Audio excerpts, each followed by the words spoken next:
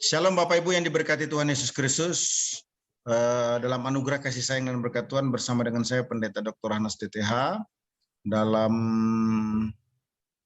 webinar Teologi Sistematika Lanjutan, kita masuk di sesi yang ke-8. Secara khusus hari ini membahas tentang eskatologi bagian yang kedua. Welcome buat kita semua dari berbagai STT, dari berbagai denominasi, dan dari berbagai tempat. Kita akan mulai webinar ini, mari kita mulai dengan doa. Bapa, kami bersyukur untuk kebaikan, kemurahan, dan cinta-Mu. Engkau ada, hidup, dan berkuasa. Kami percaya kebaikan-Mu, kasih, dan kuasa-Mu nyata. Di tengah-tengah pandemik yang mulai mereda ini, kami tahu semua terjadi dalam jangkauan kuasa kendali kontrol Roh Allah. Betapa kami melihat Engkau menjadi kekuatan gunung batu kota benteng perisai dalam kehidupan kami. Terima kasih untuk semuanya ini. Kami tahu Engkau sungguh hebat, dahsyat, mengasihi kami. Terpuji namamu teman-teman yang masih berdatangan untuk join di Zoom ini maupun yang mengikuti lewat YouTube. Tuhan memberkati. Terima kasih untuk pertemanan persahabatan kerjasama dengan STT Bahtera Josias Languan, Sulawesi Utara sehingga bisa diselenggarakan webinar ini. Puji sembah hormat bagimu Tuhan. Dari awal hingga akhirnya kami serahkan, mohon berkat-Mu dalam nama Yesus kami berdoa. Amin. Ya, salam untuk semuanya kita. Kita mulai webinar pada malam ini dengan tema utama yaitu eskatologi. Ya. Eskatologi di bagian yang kedua.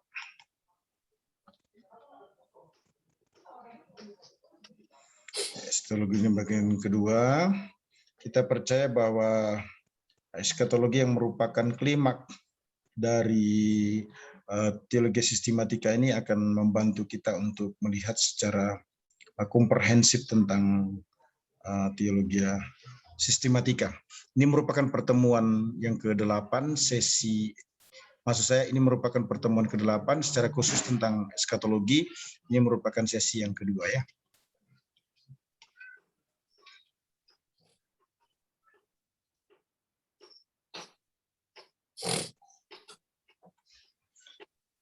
Ya, kita bicara tentang penanggalan kerja ilahi yang disebut dengan divine timetable ya. Tuhan adalah pribadi ilahi yang bekerja secara teratur, yang mempunyai perencanaan atau master plan bagi dunia dengan sasaran dan sarana yang dipersiapkan dalam masa kekekalan. Jadi Tuhan itu kerjanya perfect ya, sempurna, bukan dadak-dadakan atau kejepit atau kepepet. Nah, Tuhan menggunakan program strategi atau manajemen kerja yang objektif. Ia menentukan langkah-langkah tepat untuk mencapai sasaran yang diinginkannya ya. Nah, perhatikan baik-baik. Ada kepentingan ketika Tuhan membuat divine timetable ini ya. Nah, teks utamanya itu sebenarnya kita bisa cek di Daniel 9 ayat 24 sampai dengan ayat 27 ya. 70 kali 7 masa telah ditetapkan atas bangsamu dan atas kotamu yang kudus, untuk melenyapkan kefasikan, untuk mengakhiri dosa, untuk menghapus kesalahan, untuk mendatangkan keadilan yang kekal, untuk menggenapkan penglihatan dan nabi, dan untuk mengurapi yang maha kudus. Maka ketahuilah dan pahamilah dari saat firman itu keluar, yakni bahwa Yerusalem akan dipulihkan dan dibangun kembali sampai pada kedatangan seorang yang diurapi. Siapa itu? Mesias ya. Seorang raja, ada 7 kali 7 masa dan 60 kali 7 masa lamanya. Kota itu akan dibangun kembali dengan tanah lapang dan paritnya, tetapi di tengah-tengah kesulitan. Sesudah ke-62 kali 7 masa itu akan disingkirkan seorang yang telah diurapi. Padahal tidak ada salahnya apa-apa. Maka datanglah rakyat yang rakyat seorang raja. Ini antikris ya. Perhatikan baik-baik, ayat 25 bicara seorang yang diurapi yaitu Mesias. Kemudian ayat 26 bicara tentang rakyat seorang raja yaitu antikris ya. Memusnahkan kota dan tempat kudus itu, tetapi raja itu akan menemui ajalnya dalam air bah. Dan sampai pada akhir zaman akan ada peperangan dan pemusnahan seperti yang telah ditetapkan. Raja itu akan membuat perjanjian itu dengan berat bagi banyak orang selama 1 kali 7 masa. pada pertengahan 7 masa itu akan menghentikan korban sembelihan dan korban santapan, dan di atas sayap kekejian akan datang yang membinasakan sampai permusuhan yang telah ditetapkan menimpa yang membinasakan itu. Nah, melalui teks Daniel 9 ayat 24 sampai dengan 27 ini ada beberapa hal yang perlu kita perhatikan ya. Nah, yang pertama itu bahwa seluruh nubuatan dalam Daniel 9 ayat 24 sampai 27 itu berhubungan dengan bangsa Daniel dan kota Daniel, yakni bangsa Israel dan kota Yerusalem ya. Kemudian yang kedua, dua orang raja tersebut jangan dikacaukan ya. Yang pertama pada ayat 25 itu disebut sebagai Mesias ya. Kemudian yang kedua dijelaskan sebagai raja yang akan datang, raja yang lain yang disebut dengan antikris ya. Kemudian yang ketiga, seluruh waktu dilibatkan secara tegas, tepat dan terperinci, yaitu 70 kali 7 masa ya. Dan 70 kali 7 masa ini dibagi dalam 3 masa tertentu, yaitu 7 kali 7 masa pertama, yang kedua 62 kali 7 masa, yang ketiga periode 1 kali 7 masa ya. Nah, perhatikan baik-baik, ada 6 alasan mengapa kata masa sama dengan tahun. Yang pertama kalau kita cek itu Daniel 9 ayat 1 sampai 2 itu menjelaskan bahwa jumlah tahun adalah 70 tahun. Nah, yang kedua itu kalau kita cek itu ada dalam 2 Tawarik 36 ayat 21 ya. Disebutkan bahwa tahun-tahun Sabat dilalaikan Israel sampai genap 70 tahun. Karena tahun itu tandus selama menjalani Sabat hingga genaplah 70 tahun. Tepat sekali ya, di akhir masa itu Tuhan mengumumkan masa baru yang 490 tahun, yaitu 70 kali 7 masa, mempunyai pengertian waktu yang sama. Kemudian yang ketiga, konteks nubuatan menuntut bahwa masa haruslah ditafsirkan sebagai tahun ya. Karena kalau ditafsirkan sebagai hari, ini juga dipakai oleh kitab Daniel ya, ternyata tidak mungkin bahwa dalam waktu 490 hari kota dibangun dan dimusnahkan, apalagi kalau digabungkan dengan ayat 24 ya. Nah, kemudian yang keempat itu dalam Daniel 10 ayat 2 ditekankan ia berkabung 3 kali 7 hari penuh ya. 3 minggu penuh. Nah, Nabi memakai hari bila yang dimaksudkan adalah hari dan tidak memakai keterangan kalau yang dimaksudkan adalah tahun ya. Nah, perhatikan baik-baik. Kemudian yang kelima itu data lain yang cukup kuat ialah Kejadian 29 ayat 27 ya. Istilah 7 masa ternyata dimaksudkan 7 tahun. Nah, terjemahan baru itu sudah menafsirkannya sekaligus ya. Kemudian yang keenam itu penting pula diperhatikan bahwa setahun menurut nubuatan Alkitab sama dengan 360 hari ya. Nah, argumentasi historis itu bisa kita lihat dalam Kejadian dengan membandingkan Kejadian 7 ayat 11, Kejadian 8 ayat 4 disebut sama dengan 5 bulan ya. Kemudian membandingkannya dengan Kejadian 2 ayat 24 dan Kejadian 8 ayat 3 ya, yang menjelaskan bahwa yang dimaksudkan itu adalah 150 hari. Jadi 5 bulan itu kali 30 hari kan? 5 kali 3 sama dengan 150 hari. Nah, Bapak Ibu perlu memperhatikan argumentasi nubuatan bisa dilihat dengan membandingkan beberapa teks Alkitab ya. Kalau kita memperhatikan Daniel 9 ayat 27 itu menjelaskan periode penganiayaan Israel dimulai di pertengahan masa ke-70 kali 7 masa atau 3,5 masa ya. Kemudian yang kedua itu Daniel 9 ayat 24 sampai 25 menyatakan bahwa lamanya juga disebut sebagai 1 masa dan 2 masa dan setengah masa. Kemudian kita perhatikan juga dalam Wahyu 13 ayat 4 sampai dengan ayat yang ke-7 yang membicarakan penganiayaan di bawah pemerintahan yang sama selama 42 bulan atau 3,5 tahun. Keempat itu Wahyu 12 ayat 13 sampai 14 membicarakan peristiwa yang sama dengan menyatakan waktu yang sama persis dengan Daniel 7 ayat 25 ya. Yang kelima itu Wahyu 12 ayat 6 menyatakan bahwa peristiwa ini juga dijelaskan sebagai 1260 hari. Jadi jelas bahwa menurut pernyataan nubuatan 1 tahun 360 hari, di mana 1 bulan itu sama dengan 30 hari ya. Nah, dikatakan ada permulaan dari seluruh periode 70 kali 7 masa, telah ditetapkan secara pasti, yaitu saat firman atau SK itu keluar ya, bahwa Yerusalem akan dipulihkan dan akan dibangun kembali, dan 9:25 ya. Nah, pada akhir periode 62 kali 7 masa akan ditandai dengan penebusan Mesias sebagai Raja Israel, Daniel 9 ayat 25 ya, dengan kalimat Yesus ditebas, kira-kira begitu ya. Sesudah itu Yerusalem akan dihancurkan oleh pengikut raja lain yang akan datang, Daniel 9 ayat 26 ya. Sesudah dua peristiwa ini kita dibawa ke periode akhir yang ke-70 kali 7 tahun atau 7 tahun terakhir ya. Nah, permulaannya ditandai dengan perjanjian perdamaian yang kokoh antara raja yang akan datang dan bangsa Yahudi, Daniel 9 ayat 27. Ketika masa 70 yang dahsyat itu berakhir, muncullah suatu masa baru bagi Israel.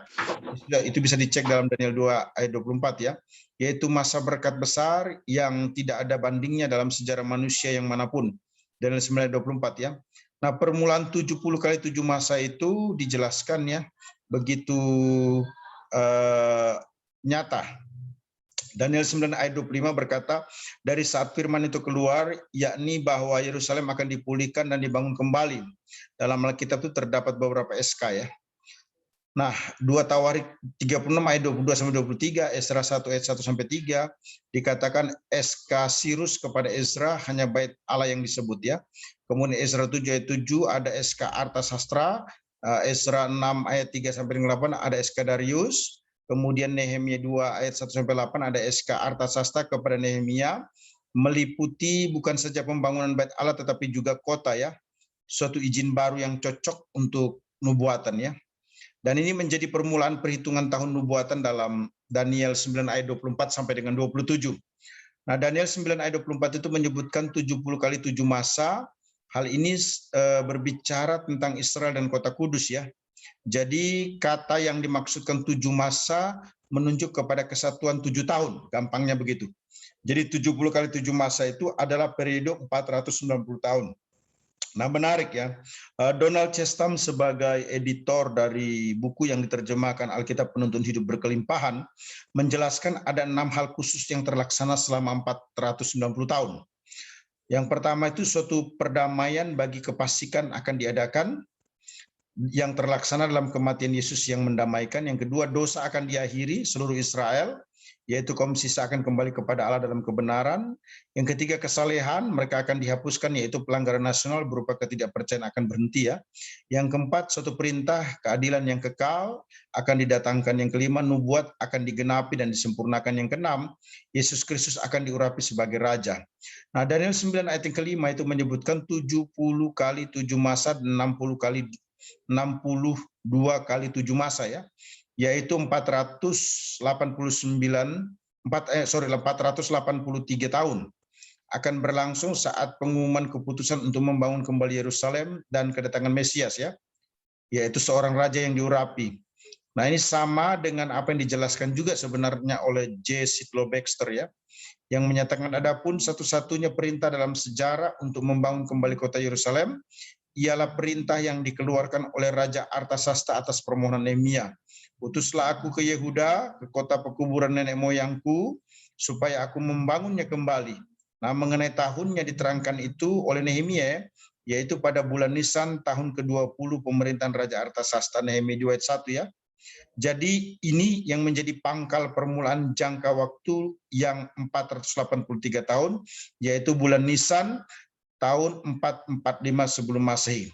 Jelas sekali kalau begitu ya, bahwa 7 kali 7 masa dan 60 kali 7 masa digenapi pada 6 April 32 Masehi. Kapan itu? Bicara tentang Yesus ditebas ya. Nah, penulis atau saya dalam kesempatan ini membuktikan penggenapan yang menjelaskan kenapa disebut tanggal 6 April 32 Masehi Yesus itu mati, dengan alasan yang akurat sekali ya. Mengapa? Karena Daniel 9 ayat 25 bagian itu menyatakan dari firman itu keluar, yakni bahwa Yerusalem akan dipulihkan dan dibangun kembali. Nehemia 2 ayat 1-8, yakni bulan Nisan tahun ke-20 pemerintahan Artasasta. Hari pertama, kapan itu? 14 Maret 44 sebelum Masehi dikurang 32 Masehi, jadi sama dengan 476 tahun. Nah, 1 Masehi dikurang 1 Masehi itu sama dengan 1 tahun ya. Jadi 476 kali 365 sama dengan 1700 1.1734 hari ya. 173.740 hari, gitulah ya. Nah, 173740 ini ditambah dengan tahun kabisat ya 116 hari. Kenapa? Karena 119 dikurang 3 dalam 400 tahun. Jadi 173.856. 173.856 hari ini ditambah 24 hari dari mana? Tanggal 14 min 3 sampai dengan tanggal 6 min 4 ya. Jadi 173.880 hari. 67 kali 7 kali 360 sama dengan 173.880 hari ya. Nah, 14 Maret 445 sebelum Masehi plus 173.880 hari itu sama dengan 6 April 32 Masehi. Nah, pembuktian itu didukung juga oleh Baxter ya melalui ungkapan berapa lamanya jangka waktu antara keluarnya firman untuk membangun kembali Yerusalem dan hari yang penting itu, atau jangka waktu dari tanggal 14 Maret 44 sebelum Masehi sampai dengan 6 April 32. Nah, menurut Sir Robert lamanya ialah 173.880 hari, yaitu 483 tahun nubuatan yang terdiri dari 360 hari ya. Nah, Daniel 9 ayat 26 menyebutkan akan disingkirkan seorang yang telah diurapi setelah 7 kali 7 masa ya, Daniel 9 ayat 25, dan setelah 62 kali 7 masa, yaitu sejumlah 69. Seorang yang diurapi yang dimaksudkan adalah sama dengan yang dimaksudkan dalam Daniel 9 ayat 25 ya. Nah, hal ini menunjukkan kepada kematian Kristus. Kematian Kristus sebagai Mesias yang sudah disingkirkan melalui penyaliban di Golgota. Nah, Daniel 9 ayat 26 itu juga menyinggung nasib kota Yerusalem dan tempat kudus, yaitu Bait Suci ya. Edward J. Young memberikan komentar ya tentang nasib kota Yerusalem dan tempat kudus dalam Daniel 9 ayat 26 itu begini. Dia katakan bahwa Daniel 9:25 itu merupakan ayat yang menyinggung nasib kota dan tempat kudus ya, yaitu Yerusalem dan Bait Suci yang akan dimusnahkan oleh rakyat seorang raja. Ini nampaknya sebagai nubuatan oleh Titus ya, Vespasianus sampai akhir zaman, yaitu masa penghancuran, peperangan dan pemusnahan akan terus ada. Nah, Daniel 9 ayat 27 itu menyebutkan adanya perjanjian yang menjadi berat bagi banyak orang selama 1 kali 7 masa. Nah, ikatan perjanjian di antara raja yang akan datang dalam Daniel 9 ayat 26 itu dengan Israel menandainya dimulai 7 masa yang ke-70. 7 tahun terakhir masa itu, masa tersebut ya. Nah, 1 kali 7 masa itu belum digenapi karena baik situasi maupun keadaan sekarang ini belum menunjukkan sebagaimana disebutkan dalam Daniel 9 ayat 27 ya.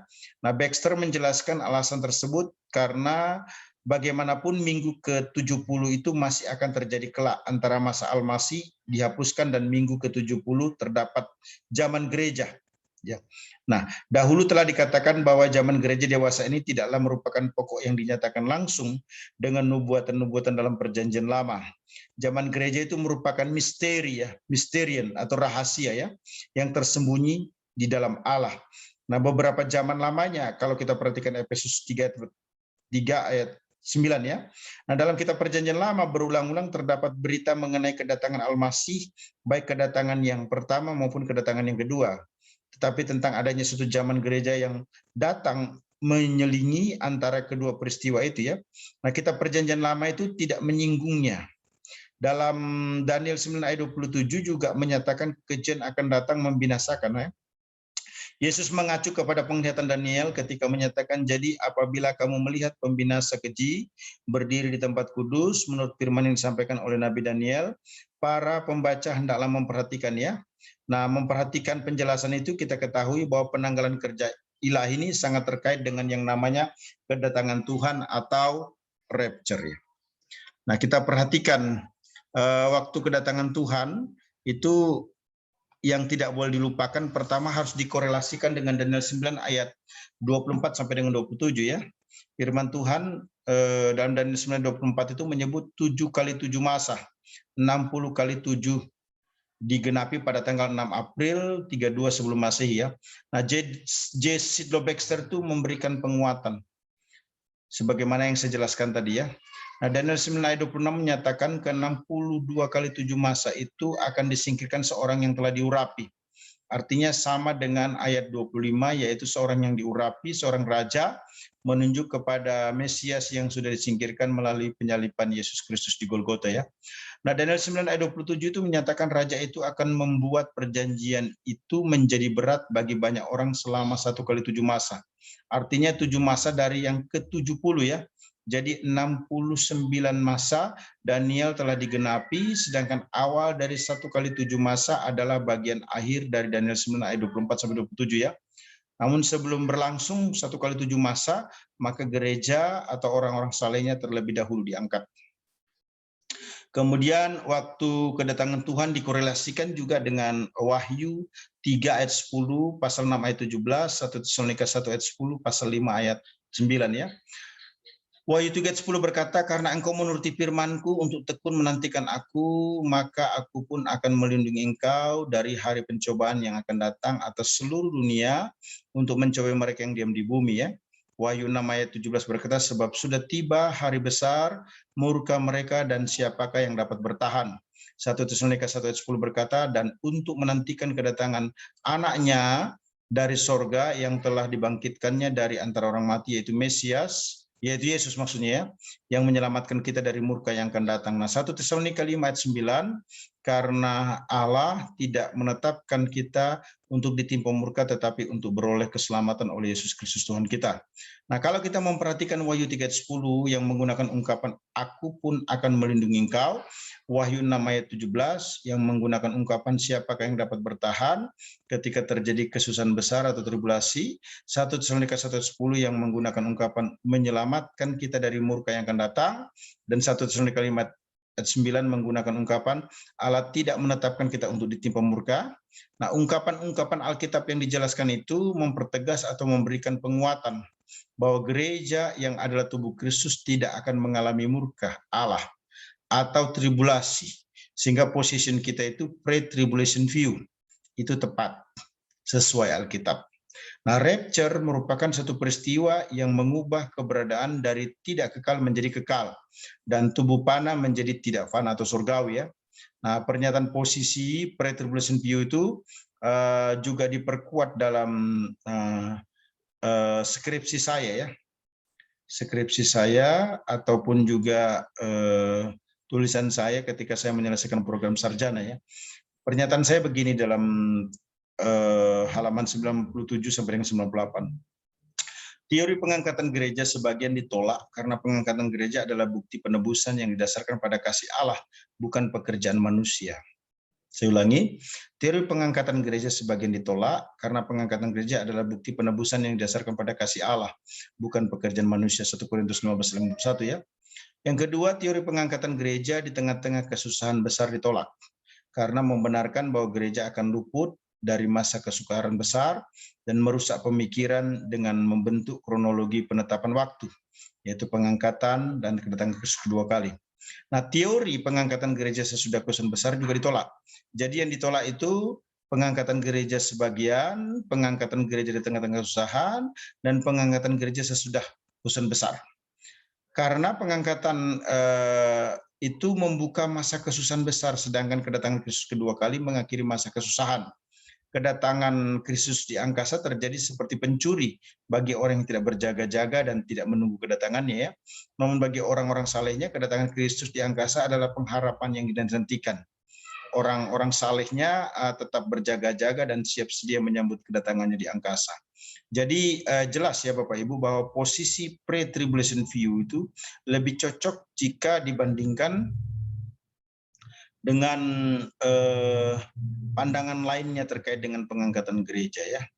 Baik, kita masuk di nubuatan-nubuatan tentang masa kini ya. Tuhan itu adalah pribadi ilahi yang merencanakan sesuatu yang sempurna, dan ia membuat tahapan-tahapan yang terencana dengan baik dan akurat. Nah, nubuatan masa kini salah satu contohnya dapat diketahui melalui Yesaya 2 ayat 1 ya, sampai dengan ayat yang ke-5. Firman Tuhan berkata demikian ya. Firman yang dinyatakan kepada Yesaya bin Amos tentang Yehuda dan Yerusalem. Akan terjadi pada hari-hari yang terakhir, gunung tempat rumah Tuhan akan berdiri tegak. Di hulu gunung-gunung dan menjulang tinggi di atas bukit-bukit, segala bangsa akan berduyun-duyun ke sana. Dan banyak suku bangsa akan pergi serta berkata, mari kita naik ke gunung Tuhan, ke rumah Allah Yakub, supaya ia mengajar kita tentang jalan-jalannya, dan supaya kita berjalan menempuhnya, sebab dari Sion akan keluar pengajaran dan firman Tuhan dari Yerusalem. Ia akan menjadi hakim antar bangsa-bangsa dan akan menjadi wasit bagi banyak suku bangsa. Maka mereka akan menempa pedang-pedangnya menjadi mata bajak dan tombak-tombaknya menjadi pisau pemangkas. Bangsa tidak akan mengangkat pedang terhadap bangsa dan mereka tidak akan lagi belajar perang. Hai kaum keturunan Yakub, mari kita berjalan di dalam terang Tuhan. Nah, kalau kita memperhatikan tulisan Yesaya 2 ayat 1-5 ini sebenarnya serupa ya, atau sama dengan yang dinyatakan Paulus dalam 2 Timotius 3 ayat 1 sampai dengan ayat yang ke-5. Dikatakan, perhatikan ya, kalau Yesaya 2 itu kata kuncinya di ayat 2 ya, akan terjadi pada hari-hari yang terakhir. Nah, tapi kalau 2 Timotius 3 ayat 1 sampai dengan ayat yang ke-5 itu ayat kuncinya pada ayat 1 ya, pada hari-hari terakhir. Nah, itu kata-kata kuncinya ya. Nah, 2 Timotius 3 ayat 1 sampai dengan ayat yang ke-5 berkata demikian. Ketahuilah, pada hari-hari terakhir akan datang masa yang sukar. Manusia akan mencintai dirinya sendiri dan menjadi hamba uang. Mereka akan membual dan menyombongkan diri. Mereka akan menjadi pemfitnah. Mereka akan berontak terhadap orang tua dan tidak tahu berterima kasih, tidak memperdulikan agama, tidak tahu mengasihi, tidak mau berdamai, suka menjelekkan orang, tidak dapat mengekang diri, garang, tidak suka yang baik, suka mengkhianat, tidak berpikir panjang, berlagak tahu, lebih menuruti hawa nafsu daripada menuruti Allah. Secara lahiriah mereka menjalankan ibadah mereka, tetapi pada hakikatnya mereka memungkiri kekuatannya. Jauhilah mereka itu. Nah, setelah kita mengetahui nubuatan-nubuatan masa kini yang tergenapi saat ini, sebagaimana dijelaskan tadi yang saya sampaikan itu ya, maka semestinya kita terdorong untuk memperhatikan hal-hal yang jauh lebih penting. Apa itu? Kerajaan 1000 tahun damai sejahtera. Nah, Rasul Yohanes mengingatkan kita akan hal tersebut, sebagaimana dijelaskan dalam Wahyu 20 ayat 1 ya. Perhatikan, Wahyu 20 ayat 1 berkata, sampai dengan ayat yang ke-6 ya. Wahyu 20 ayat 1 ini strong point ya. Mengapa kita katakan strong point? Karena Wahyu 20 ayat 1 sampai dengan ayat yang ke-6 itu menjadi keyakinan kita akan adanya milenium, sesuatu yang betul-betul terjadi di bumi. Wahyu 20 ayat 1 sampai 6 berkata demikian. Lalu aku melihat seorang malaikat turun dari sorga, memegang anak kunci jurang maut dan suatu rantai besar di tangannya. Ia menangkap naga, si ular tua itu, yaitu iblis dan Satan, dan ia mengikatnya 1000 tahun lamanya. Lalu melemparkannya ke dalam jurang maut dan menutup jurang maut itu dan memateraikannya di atasnya, supaya ia jangan lagi menyesatkan bangsa-bangsa sebelum berakhir masa 1000 tahun itu. Kemudian daripada itu ia akan dilepaskan untuk sedikit waktu lamanya. Perhatikan ya, itu ayat yang ke-3 itu dikatakan 1000 tahun lamanya. Ayat 4, lalu aku melihat tahta-tahta dan orang-orang yang duduk di atasnya, kepada mereka diserahkan kuasa untuk menghakimi. Aku juga melihat jiwa-jiwa mereka yang telah dipenggal kepalanya karena kesaksian tentang Yesus dan karena firman Allah, yang tidak menyembah binatang itu dan patungnya, dan yang tidak juga menerima tanda pada dahi dan tangan mereka. Dan mereka hidup kembali dan memerintah sebagai raja bersama-sama dengan Kristus untuk masa 1000 tahun. Tetapi orang-orang mati yang lain yang tidak bangkit sebelum berakhir masa yang 1000 tahun itu, inilah kebangkitan pertama. Berbahagialah dan kuduslah ia yang mendapat bagian dalam kebangkitan pertama itu. kematian yang kedua tidak berkuasa lagi atas mereka, tetapi mereka akan menjadi imam-imam Allah dan Kristus, dan mereka akan memerintah sebagai raja bersama-sama dengan Dia 1000 tahun lamanya. Nah, kita perlu memperhatikan bahwa tulisan Rasul Yohanes itu menekankan kerajaan 1000 tahun damai sejahtera. Juga itu dinyatakan dalam Lukas ya, di mana Lukas berkata tentang Kristuslah yang memerintah kerajaan tersebut. Dalam Lukas 1 ayat 32 sampai dengan ayat yang ke-33. Ia akan menjadi besar dan akan disebut anak Allah yang maha tinggi. Dan Tuhan akan mengaruniakan kepadanya tahta Daud, bapa leluhurnya, dan ia akan menjadi raja atas kaum keturunan Yakub sampai selama-lamanya, dan kerajaannya tidak akan berkesudahan. Nah, Lukas menekankan bahwa Yesus Kristus itu akan menjadi raja sampai selama-lamanya, dan kerajaannya tidak akan berkesudahan. Ya, tidak akan berkesudahan. Ini menarik nih ya. Tidak akan berkesudahan. Setelah peristiwa kerajaan 1000 tahun damai sejahtera itu, maka selanjutnya dikatakan ada langit baru dan bumi yang baru ya, sebagaimana dinyatakan dalam Yesaya 65 ayat 17. Perhatikan, sesudah peristiwa kerajaan 1000 tahun damai, ada langit baru dan bumi yang baru.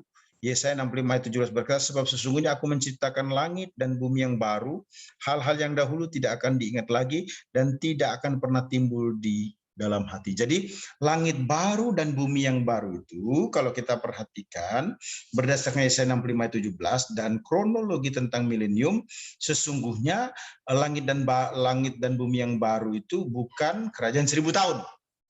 Gitu ya. Nah, terkait dengan peristiwa milenium, langit baru dan bumi yang baru, maka gaya hidup di zaman itu harus diperhatikan ya.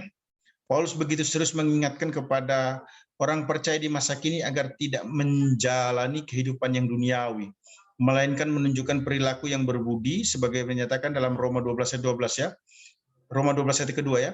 Janganlah kamu menjadi serupa dengan dunia ini, tetapi berubahlah oleh pembaharuan budimu, sehingga kamu dapat membedakan manakah kehendak Allah, apa yang baik, yang berkenan kepada Allah dan yang sempurna. Nah, Paulus selanjutnya menyatakan dalam Galatia 1 ayat 4 ya, yang telah menyerahkan diri karena dosa-dosa kita untuk melepaskan kita dari dunia jahat yang sekarang ini menurut kehendak Allah dan Bapa kita. Jadi kehidupan umat Allah harus dipersiapkan ya, agar patut memerintah bersama Kristus dalam milenium, bahkan menjalani kehidupan di langit dan bumi yang baru selama-lamanya bersama dengan Tuhan. Nah, ada pertautan yang perlu kita perhatikan ya, Kristus dengan zaman dan masa-masa lampau ya. Ya, Kristus menjadi pusat rencana Allah dalam setiap zaman ya. Zaman-zaman yang dimaksudkan adalah periode-periode waktu di mana Allah menyatakan tujuannya dan programnya yang berpusatkan pada Kristus. Beberapa teks Alkitab menunjukkan bahwa Kristus menjadi pusat rencana Allah ya. Ibrani 1 ayat 2 berkata, maka pada zaman akhir ini ia telah berbicara kepada kita dengan perantaran anaknya yang telah ia tetapkan sebagai yang berhak menerima segala yang ada. Oleh dia Allah telah menjadikan alam semesta. Jadi teks Ibrani 1 ayat 2 itu menjelaskan bahwa dalam Kristus segala masa telah ditetapkan ya. Nah, selanjutnya kita cek dalam 1 Timotius 1 ayat 17, hormat dan kemuliaan sampai selama-lamanya bagi Raja segala zaman, Allah yang kekal, yang tak nampak, yang esa, amin. Nah, teks 1 Timotius 1 ayat 17 itu menjelaskan bahwa Kristus berhubungan dengan program segala zaman, di mana Kristus yang menjadi Raja ya. 1 Korintus 10 ayat 11 berkata, semuanya ini telah menimpa mereka sebagai contoh, dan dituliskan untuk menjadi peringatan bagi kita yang hidup pada waktu di mana zaman akhir telah tiba. Nah, Ibrani 9 ayat 26 berkata, sebab jika demikian ia harus berulang-ulang menderita sejak zaman dunia ini dijadikan. Tetapi sekarang ia hanya satu kali menyatakan dirinya pada zaman akhir untuk menghapus dosa oleh korban. Nah, teks tersebut maksudnya apakah itu 1 Korintus 10 ayat 11 maupun Ibrani 9:25 itu ingin menjelaskan bahwa segala zaman itu berpusatkan pada salib Kristus bagi dosa dengan segala akibatnya ya. Nah, 1 Korintus 2 ayat 7 berkata, tetapi yang kami beritakan ialah hikmat Allah yang tersembunyi dan rahasia yang sebelum dunia dijadikan telah disediakan Allah bagi kemuliaan Allah. Nah, Ibrani 2 ayat 7 ini menjelaskan bahwa Kristus telah disediakan Allah sebelum dunia diciptakan untuk kemuliaan Allah ya. Kemudian Titus 1 ayat 2, dan berdasarkan pengharapan akan hidup yang kekal, yang sebelum permulaan zaman sudah dijanjikan oleh Allah yang tak berdusta. Nah, teks Titus 1 ayat 2 ini menjelaskan bahwa Allah berjanji sebelum permulaan zaman untuk memberikan pengharapan akan hidup yang kekal. Roma 16 ayat 25 menyatakan, bagi Dia yang berkuasa menguatkan kamu menurut Injil yang kumasyurkan dan pemberitaan tentang Yesus Kristus sesuai dengan pernyataan rahasia yang didiamkan berabad-abad lamanya. Nah, teks tersebut menjelaskan ya bahwa Kristus merupakan pernyataan rahasia yang didiamkan berabad-abad lamanya. Nah, perhatikan baik-baik, ini teks-teks yang sudah saya bacakan tadi ya. Setidaknya teks-teks tersebut menghasilkan hal-hal yang penting untuk kita pahami atau mengerti dengan baik ya. Selanjutnya setidaknya ada 8 perbedaan khusus zaman ini dengan zaman lampau. Perhatikan, ada 8 perbedaan khusus zaman ini dengan zaman lampau. Pertama, dalam zaman lampau Kristus masih dinantikan, tetapi zaman ini Dia sudah datang bahkan mati, dikuburkan dan bangkit pada hari yang ketiga, naik ke sorga dan duduk sebelah kanan Allah Bapa. Yang kedua, di zaman lampau Roh Kudus turun kepada orang-orang tertentu saja untuk memenuhi dan mengurapi mereka dengan kuasa bagi tugas tertentu. Sedangkan dalam zaman ini Roh Kudus berdiam dalam semua hidup orang percaya.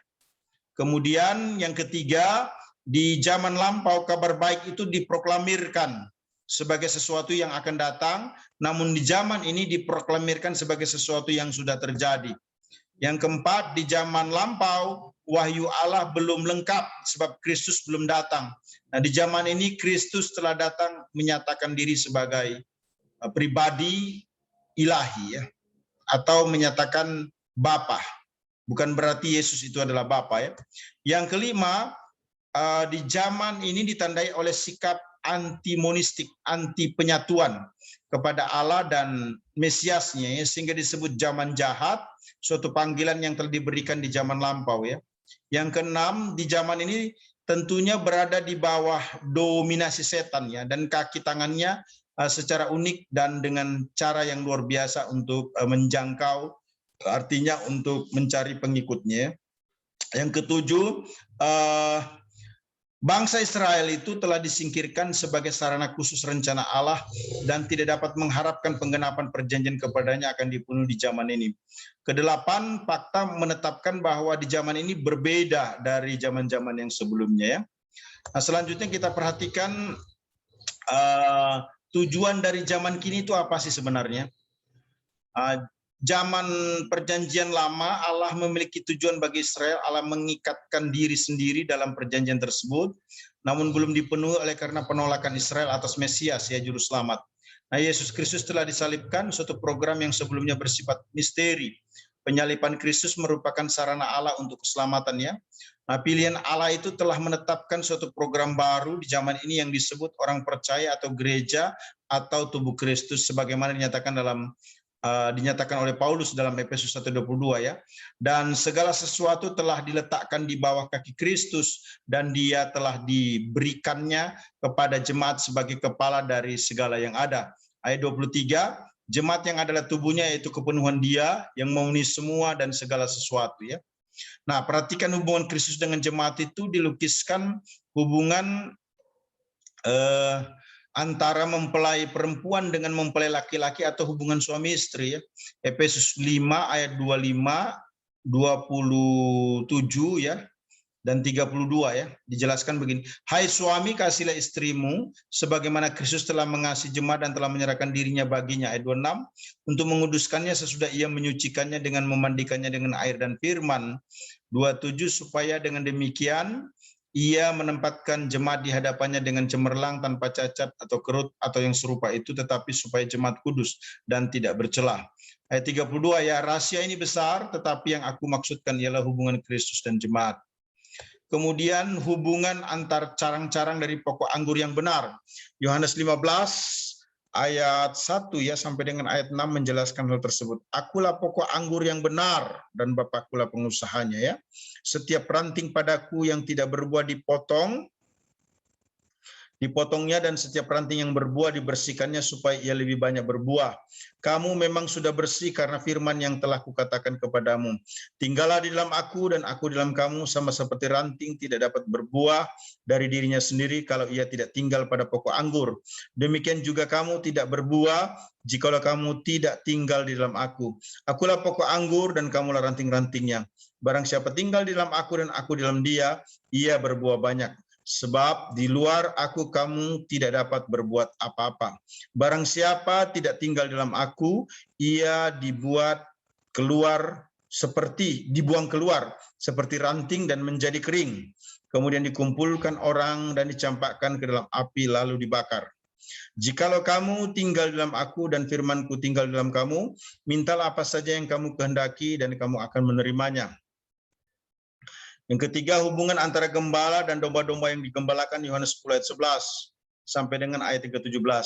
Akulah gembala yang baik. Gembala yang baik memberikan nyawanya bagi domba-dombanya, sedangkan seorang upahan yang bukan gembala dan yang bukan pemilik domba-domba itu sendiri ketika melihat serigala datang, meninggalkan domba-domba itu lalu lari, sehingga serigala itu menerkam dan mencerai-beraikan domba-domba itu. Ia lari karena ia seorang upahan dan tidak memperhatikan domba-domba itu. Akulah gembala yang baik dan aku mengenal domba-dombaku dan domba-dombaku mengenal aku. Sama seperti Bapa mengenal aku dan aku mengenal Bapa, dan aku memberikan nyawaku bagi domba-dombaku. Ada lagi padaku domba-domba yang lain yang bukan dari kandang ini. Domba-domba itu harus kutuntun juga dan mereka akan mendengarkan suaraku dan mereka akan menjadi satu kawanan dengan satu gembala. Bapa mengasihi aku oleh karena aku memberikan nyawaku untuk menerimanya kembali. Kemudian hubungan antar bangunan di mana Kristus menjadi batu penjuru ya. Efesus 2 ayat 19 sampai dengan 21-22 menyatakan, demikianlah kamu bukan lagi orang asing dan pendatang melainkan kawan sewarga dari orang-orang kudus dan anggota-anggota keluarga Allah yang dibangun di atas dasar para rasul dan para nabi dengan Kristus Yesus sebagai batu penjuru. Di dalam Dia tumbuh seluruh bangunan rapi tersusun menjadi bait Allah yang kudus di dalam Tuhan. Di dalam Dia kamu juga turut dibangunkan menjadi tempat kediaman Allah di dalam Roh. Kemudian hubungan antara keimamatan di mana Kristus menjadi imam besarnya ya.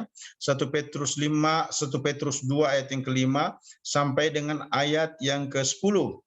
Dan biarlah kamu yang dipergunakan sebagai batu hidup untuk pembangunan suatu rumah rohani bagi suatu imamat kudus untuk mempersembahkan persembahan rohani yang karena Kristus berkenan kepada Allah, sebab ada tertulis dalam kitab suci, sesungguhnya aku meletakkan di Sion sebuah batu yang terpilih, sebuah batu penjuru yang mahal, dan siapa yang percaya kepadanya tidak akan dipermalukan. Karena itu bagi kamu yang percaya ia mahal, tetapi bagi mereka yang tidak percaya, batu yang telah dibuang oleh tukang-tukang bangunan telah menjadi batu penjuru, juga telah menjadi batu sentuhan dan suatu batu sandungan. Mereka tersandung padanya karena mereka tidak taat kepada firman Allah, dan untuk itu mereka juga telah disediakan.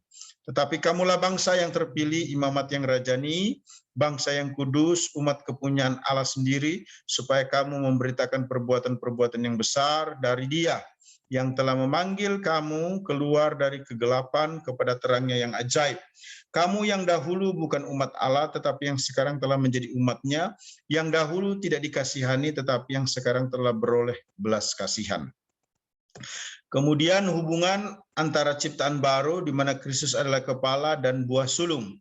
1 Korintus 15 ayat 45 berkata, seperti ada tertulis, manusia pertama Adam menjadi makhluk yang hidup, tetapi Adam yang akhir menjadi roh yang menghidupkan.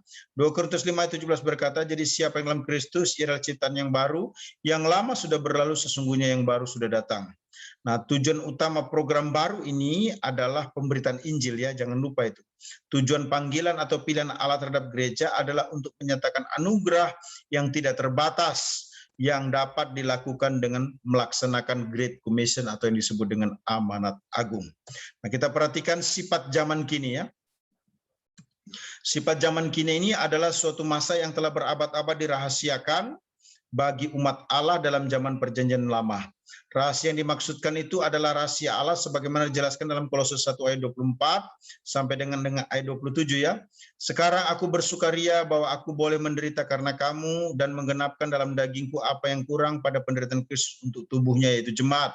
Aku telah menjadi pelayan jemaat itu sesuai dengan tugas yang dipercayakan Allah kepadaku untuk meneruskan firman yang sepenuhnya kepada kamu, yaitu rahasia yang tersembunyi dari abad ke abad dan dari turunan ke turunan, tetapi yang sekarang dinyatakan kepada orang-orang kudusnya. Kepada mereka Allah mau memberitahukan betapa kaya dan mulianya rahasia itu di antara bangsa-bangsa lain, yaitu Kristus ada di tengah-tengah kamu, Kristus yang adalah pengharapan akan kemuliaan. Perhatikan ya, Kolose 1:26 menggunakan istilah rahasia atau mysterion, merupakan suatu yang belum diberitahukan Allah di zaman-zaman terdahulu sehingga tidak diketahui. Nah, rahasia tersebut berabad-abad tersembunyi dalam Allah hingga masanya diungkapkan. Nah, kerajaan rahasia itu bukan kerajaan milenium, sebab kerajaan tersebut merupakan kerajaan rohani yang terdiri dari individu-individu yang diselamatkan ya, dan yang belum diselamatkan, diilustrasikan seperti gandum dan lalang atau baik dan buruk. Jadi kerajaan rahasia itu tidak sama dengan gereja ya, karena ini melebihi gereja, waktunya meliputi segala macam pengakuan zaman. Nah, pendapat yang menyatakan bahwa gereja dan dunia akan berangsur-angsur menjadi baik dan akan mencapai kemenangan total dalam damai sejahtera milenium itu merupakan suatu kekeliruan ya. Jadi milenium sekalipun itu sebenarnya merupakan satu keadaan kondisi yang betul, merupakan damai sejahtera yang luar biasa terjadi di bumi. Tetapi ada hal yang lebih hebat daripada itu yang disebut dengan kekekalan. Jadi jangan lupa, ada 3 hal yang terjadi secara eskaton ketika orang bersama dengan Tuhan. Yang pertama itu 7 tahun. Dikatakan Yesus datang untuk menyediakan tempat supaya di mana kita berada, di mana Yesus berada, kita pun berada. Mungkin itulah yang disebut dengan rumah Bapa, yaitu 7 tahun. Kemudian ada lagi yang namanya milenium. Milenium itu apa? Kerajaan 1000 tahun. Ya. Kerajaan 1000 tahun. Terus ada lagi yang namanya eternal life, yaitu kehidupan yang kekal, yang tidak ada batasan ataupun limitnya. Saya ulangi, kerajaan rahasia bukanlah kerajaan milenium. Sebab kerajaan tersebut merupakan kerajaan rohani yang terdiri dari individu-individu yang diselamatkan dan yang belum diselamatkan, diilustrasikan seperti gandum dan lalang atau baik dan buruk. Jadi kerajaan rahasia tidak sama dengan gereja ya, karena melebihi gereja. Waktunya pun juga meliputi segala pengakuan zaman. Nah, coba kita cek pendekatannya dalam Matius 24 sampai dengan 25. Dikatakan bait Allah akan diruntuhkan, ada permulaan penderitaan, siksaan yang berat dan mesias-mesias palsu ya. Kerajaan anak manusia diumpamakan seperti pohon ara ya. Ada nasihat supaya berjaga-jaga, perumpamaan tentang hamba yang setia dan hamba yang jahat, gadis yang bijaksana dan gadis-gadis yang bodoh, perumpamaan tentang talenta penghakiman. Dan kalau kita cek bukan hanya Matius 24 sampai dengan 25 tapi juga Wahyu 6 ayat 19 ya. Merupakan peristiwa-peristiwa yang akan terjadi sebelum kedatangan Kristus kedua kali. Nah, itu sebabnya Wahyu 3:10 ini menjadi sesuatu yang strong. Saya ulangi, Wahyu 3:10 ini menjadi sesuatu yang strong, yang biblical foundation, yang merupakan teks yang jitu. Firman Tuhan berkata demikian, karena engkau menuruti firman-Ku untuk tekun menantikan Aku, maka Aku pun akan melindungi engkau dari hari pencobaan yang akan datang atas seluruh dunia untuk mencobai mereka yang diam di bumi. Nah, ini tidak berkaitan dengan pengangkatan, tapi berkaitan dengan pasca pengangkatan, yaitu tribulation. Nah, tanda-tanda kedatangan Kristus kedua kali itu sudah dekat. Juga berarti tanda-tanda pengangkatan juga dekat. Kenapa? Karena peristiwa-peristiwa dunia seperti Zionisme, serangan terhadap Israel dari utara, Rusia plus Iran plus Afghanistan, serangan dari selatan Libya CS, serangan dari 10 negara barat, 10 negara masyarakat ekonomi Eropa, dan serangan dari timur kemurkaan besar, KTT, juga munculnya liberalisme dan ortodoksi pada permulaan abad ke-20 hingga kini ya.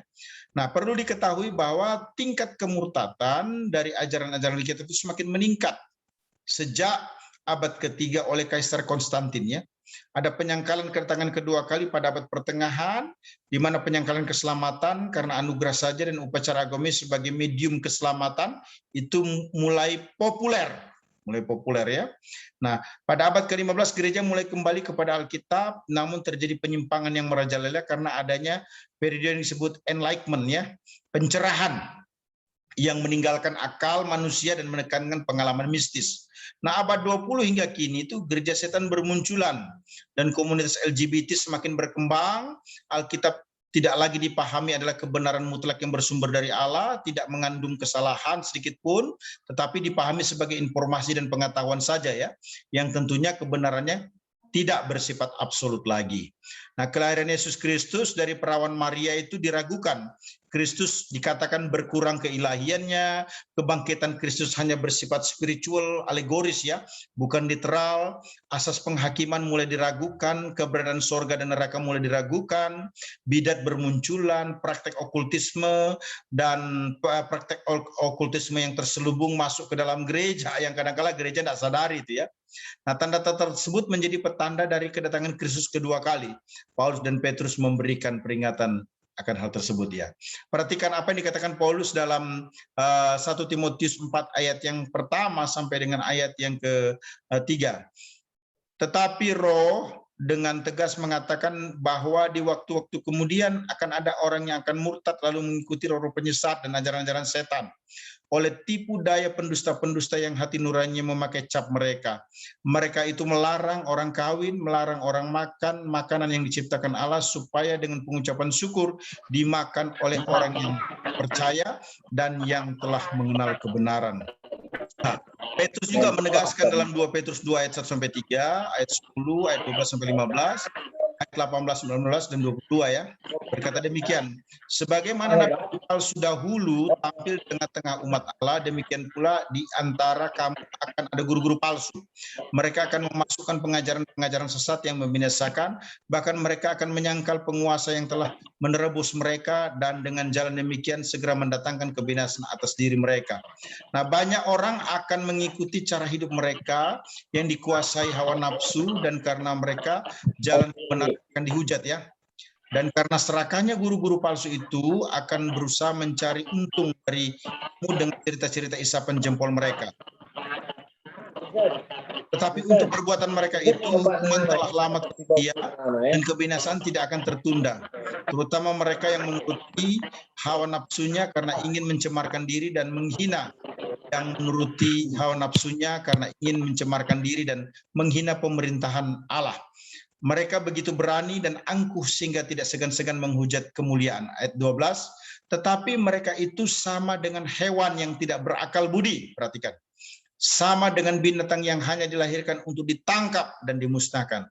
Mereka menghujat apa yang tidak mereka ketahui, sehingga oleh perbuatan mereka yang jahat, mereka sendiri akan binasa seperti binatang liar. Gitu ya. Dan akan mengalami nasib yang buruk sebagai upah kejahatan mereka. Berpoya-poya pada siang hari, mereka anggap kenikmatan. Mereka adalah kotoran dan noda yang mabuk dalam hawa nafsu mereka kalau mereka duduk makan minum bersama-sama dengan kamu. Mata mereka penuh nafsu zina dan mereka tidak pernah jemu berbuat dosa. Mereka memikat orang-orang yang lemah, hati mereka telah terlatih dalam keserakahan, mereka adalah orang-orang yang terkutuk. Ayat 15, oleh karena mereka telah meninggalkan jalan yang benar, maka tersesatlah mereka. Lalu mengikuti jalan Bileam, anak Beor yang suka menerima upah untuk perbuatan-perbuatan yang jahat. Sebab mereka mengucapkan kata-kata yang congkak dan hampa dan mempergunakan hawa nafsu cabul untuk memikat orang-orang yang baru saja melepaskan diri dari mereka yang hidup dalam kesesatan. Mereka menjanjikan kemerdekaan kepada orang lain, padahal mereka sendiri adalah hamba-hamba kebinasaan. Karena siapa yang dikalahkan orang, ia adalah hamba orang itu. Bagi mereka cocok apa yang dikatakan peribahasa yang benar ini. Anjing kembali lagi ke muntahnya, dan babi yang mandi kembali lagi ke kubangannya. Nah, ada kesuaman rohani ya yang terlihat sebagaimana dijelaskan dalam Wahyu 3 ayat 15. Aku tahu segala pekerjaanmu, engkau tidak dingin dan tidak panas, alangkah baiknya jika engkau dingin atau panas. Jadi karena engkau suam-suam kuku dan tidak dingin atau panas, aku akan memuntahkan engkau dari mulutku. Keberadaan nabi-nabi dan guru-guru palsu semakin terlihat, dinyatakan dalam 2 Timotius 3 ayat 1-5 ya. Selanjutnya kita perhatikan gereja di Asia Kecil dalam Wahyu 2 sampai dengan ayat 3. Wahyu 2 dan 3 ya. Nah, wahyu Tuhan Yesus tertuju kepada ketujuh sidang jemaat di Asia Kecil, yaitu jemaat Efesus, jemaat Smyrna, jemaat Pergamus, jemaat Tiatira, jemaat Sardis, jemaat Philadelphia, dan jemaat Laodikia. Nah, berita yang disampaikan kepada Rasul Yohanes ini mempunyai 3 arti penting ya. Pertama, asosiasi primer. Ya, ini bicara tentang nilai yang bersifat historis dan lokal. Masing-masing surat itu mempunyai pengertian yang berkaitan dengan jemaat yang disebut penerima surat itu ya. Setiap warga jemaat tentu saja dapat mengasosiasikan diri dengan permasalahan yang disebut ya. Kemudian yang kedua itu bicara tentang aplikasi universal. Ini bicara tentang nilai yang bersifat personal dan universal, di mana meskipun berita yang disampaikan Tuhan Yesus tertuju pada tiap anggota jemaat, namun berita kemenangan disampaikan kepada semua orang percaya dengan ungkapan barang siapa ya. Kemudian yang ketiga itu bicara tentang antisipasi profetis, artinya nubuatan ya. Nah, tak dapat diragukan bahwa isi surat ini mengantisipasi keadaan gereja sesudah ketujuh jemaat tersebut. Nah, perhatikan baik-baik. Itu ada jemaat yang disebut dengan jemaat di Efesus. Ini gereja yang kusuk ya. Efesus artinya diinginkan. Karakter gereja ini memiliki iman, kesabaran, dan kebenaran doktrin. Ini gereja yang besar, kuat, dan strategis di abad pertama yang terletak di pusat penting dari perkembangan politik, perdagangan, dan penyembahan di abad pertama ya. Ada peringatan yang diberikan Tuhan untuk jemaat ini adalah mengenai kasih mula-mula yang telah menyimpang. Wahyu 2 ayat 4 ya. Nah, janji Allah membuat jemaat ini adalah membiarkan makan dari pohon kehidupan. Wahyu 2 ayat 7 berkata, menang. Di sini berhubungan dengan seseorang yang diselamatkan, yaitu yang memperoleh hidup yang kekal dalam Kristus ya. Mereka akan masuk ke Taman Eden, dunia asal diciptakan Tuhan untuk memperoleh kesempatan makan dari pohon kehidupan. Yang kedua itu adalah jemaat di Smyrna. Ini gereja yang teraniaya ya. Nah, Smyrna ini kata asalnya adalah mur yang artinya produk kota Smyrna. Karakter jemaat Smyrna ini mengalami kemartiran dan penyiksaan. Jadi kota ini adalah sebuah kota pelabuhan yang pernah kaya makmur, pelabuhan lalu lalang penjualan mur yang mahal ya. Arti Smyrna adalah pahit karena mur yang dipakai sebagai salah satu zat pembuat minyak wangi memang rasanya pahit. Jadi tepat Tuhan mengangkat jemaat di Smyrna sebagai contoh jemaat yang sedang mengalami kepahitan, penderitaan, dan penganiayaan. Ada peringatan ya untuk jemaat Smyrna agar jangan takut di tengah-tengah kesengsaraan dan tetap setia. Ada janji Allah pada jemaat Smyrna untuk menerima mahkota kehidupan. Nah, Wahyu 2 ayat 11 menyatakan barang siapa menang, ia tidak akan menderita apa-apa oleh kematian yang kedua. Kemudian ada jemaat Pergamus, gereja yang lemah ya. Pergamus artinya puncak atau tingginya kekuasaan. Kota Pergamus di provinsi Misia dengan kota pelabuhan Troas yang disinggahi Paulus dikala beliau melayani pemberitaan Injil di Eropa ya. Nah, kota ini disebut sebagai tahta iblis. Wahyu 2 ayat 13. Lingkungan non-Kristiani dan antagonistik kepada umat Allah diketahui oleh Tuhan Yesus. Tempat ini adalah pusat operasional setan. Sedangkan Smyrna adalah pusat penyembahan setan. Ternyata cara Allah untuk mengalahkan setan adalah dengan firman-Nya ya. Ini pula cara kita untuk mengalahkan setan.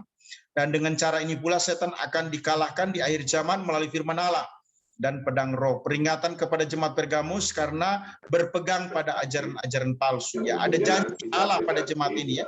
Wahyu 2 ayat 17. 3 hal yang dijanjikan. Pertama, mana yang tersembunyi adalah roti ajaib yang turun dari sorga bagi umat Allah untuk kekuatan bagi penyelesaian perjalanan melalui padang belantara. Yang kedua, batu putih. Artinya bisa berupa tanda pembebasan atau pahala kemenangan yang diberikan bagi gladiator yang menang pergulatan atau tentara yang menang perang ketiga, nama baru mungkin dari nama Tuhan ya. Wahyu 14 ayat 1. 2024 ini tampaknya pertama kalinya Kita dibantu ya. punya presidensial calon Di unmute suara yang masuk. Punya calon presiden teknokrat. Yang keempat adalah surat kepada jemaat di Tiatira, Gereja Lalai.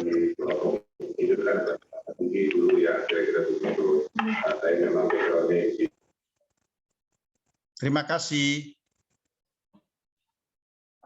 Ya, Gereja Lalai Tiatira artinya bau manis, pengorbanan buruk. Karakter jemaat di Tiatira ini dicirikan dengan adanya guru-guru palsu dan doktrin yang terkorupsi ya.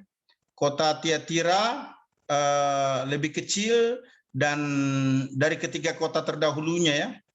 Namun surat kepadanya lebih panjang, sebuah kota industri yang kaya dan sibuk karena perdagangan.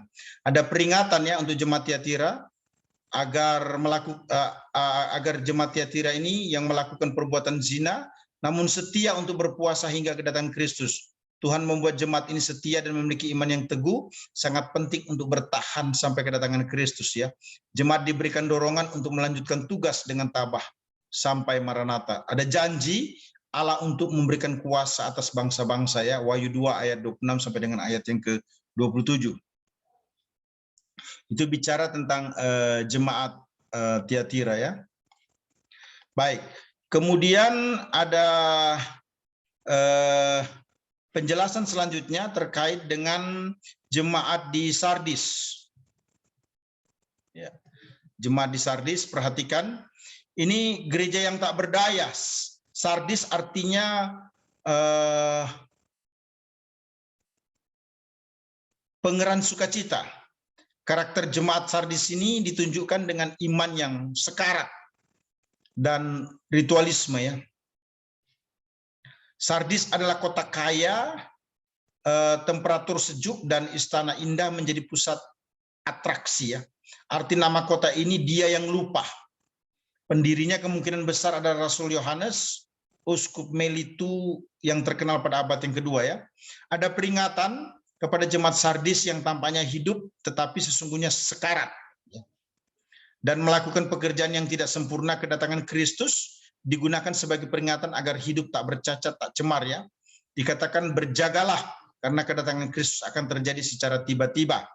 Nah, ada 3 janji yang diberikan kepada jemaat ini. Pertama, pakaian putih, yaitu pernyataan tentang kesucian dan kebenaran yang ada dalam Kristus Yesus yang dicuci oleh darah Kristus ya. Kedua, buku kehidupan, buku besar Tuhan yang berisikan catatan nama dan iman perbuatan seseorang. Yang ketiga itu mengenai namanya. Kita diminta untuk mengakui nama Kristus ya. Yang keenam itu surat kepada jemaat di Philadelphia, gereja yang tekun. Arti Philadelphia itu kasih persaudaraan atau brotherly love ya. Nah, karakter jemaat ini melakukan pekabaran Injil dan pengutusan ya. Nama ini berasal dari nama pendiri kota yaitu Attalus Fidelfus. Ada 900 kaki di atas permukaan laut ya. Tanah subur karena gempa dan menghasilkan anggur yang baik sekali. Nama barunya adalah kota Allah. Nah, peringatan kepada jemaat Philadelphia ini agar terus berpuasa dan menjalankan firman Allah. Tuhan meminta agar mereka mempertahankan pahala ini dipersiapkan Tuhan ya.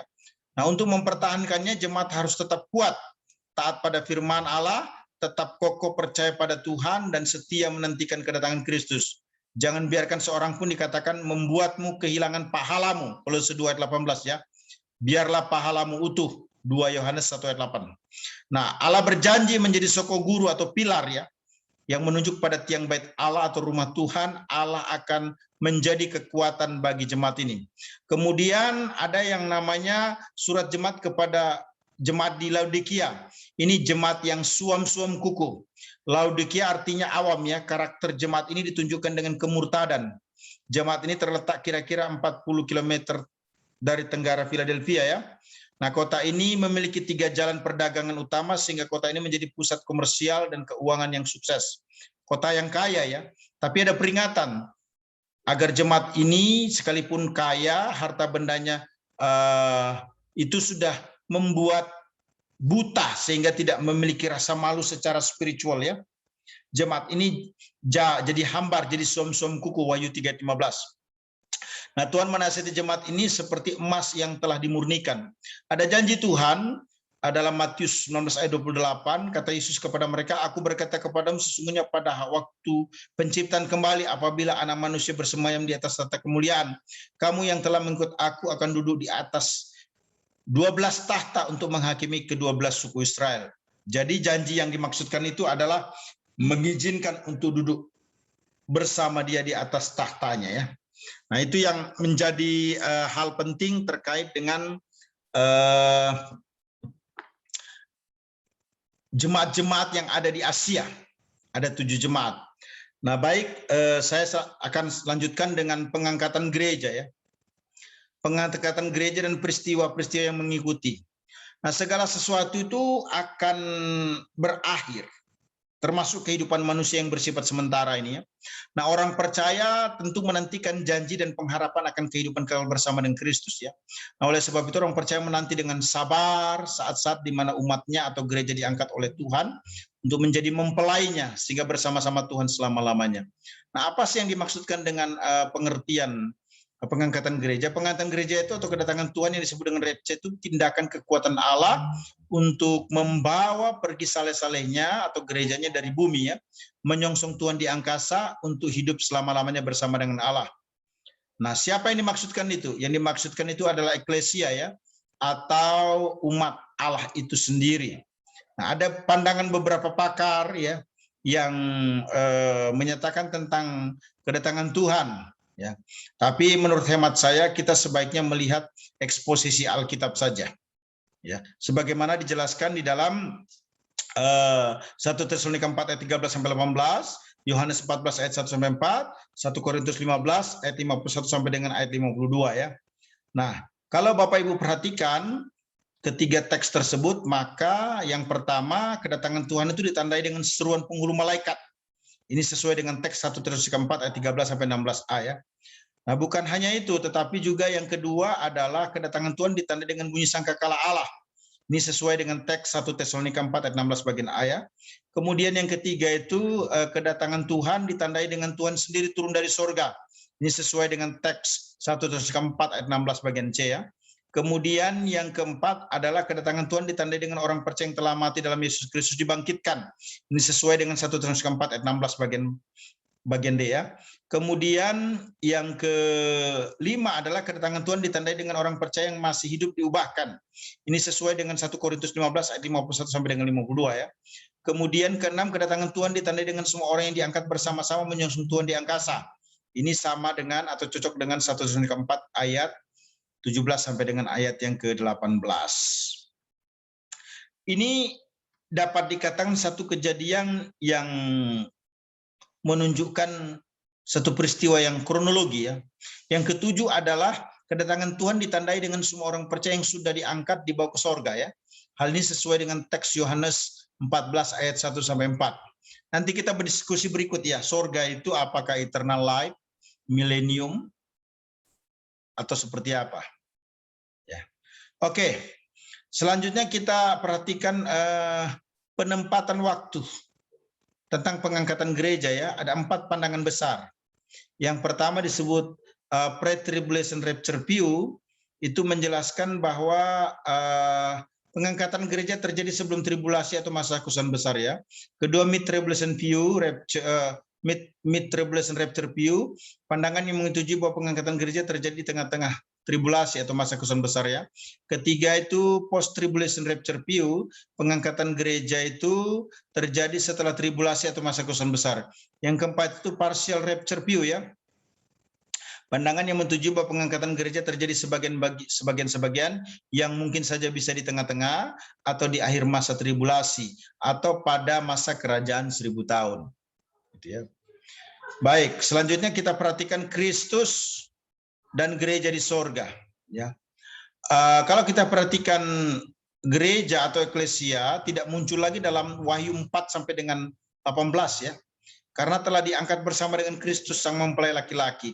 Nah, ada 2 peristiwa yang mengikuti pengangkatan gereja, yakni yang disebut dengan kursi pengadilan Kristus dan juga perkawinan dengan gerejanya. Nah, kursi pengadilan Kristus ini sebenarnya intinya apa toh? Intinya ini tidak berhubungan dengan keselamatan untuk memperoleh surga, karena setiap orang percaya itu ya adalah anggota tubuh Kristus yang dipastikan memperoleh hidup yang kekal. Lagi pula kan kalau kita katakan surga itu di angkasa bersama dengan Kristus selama 7 tahun, dan ini terjadinya juga setelah rapture ya.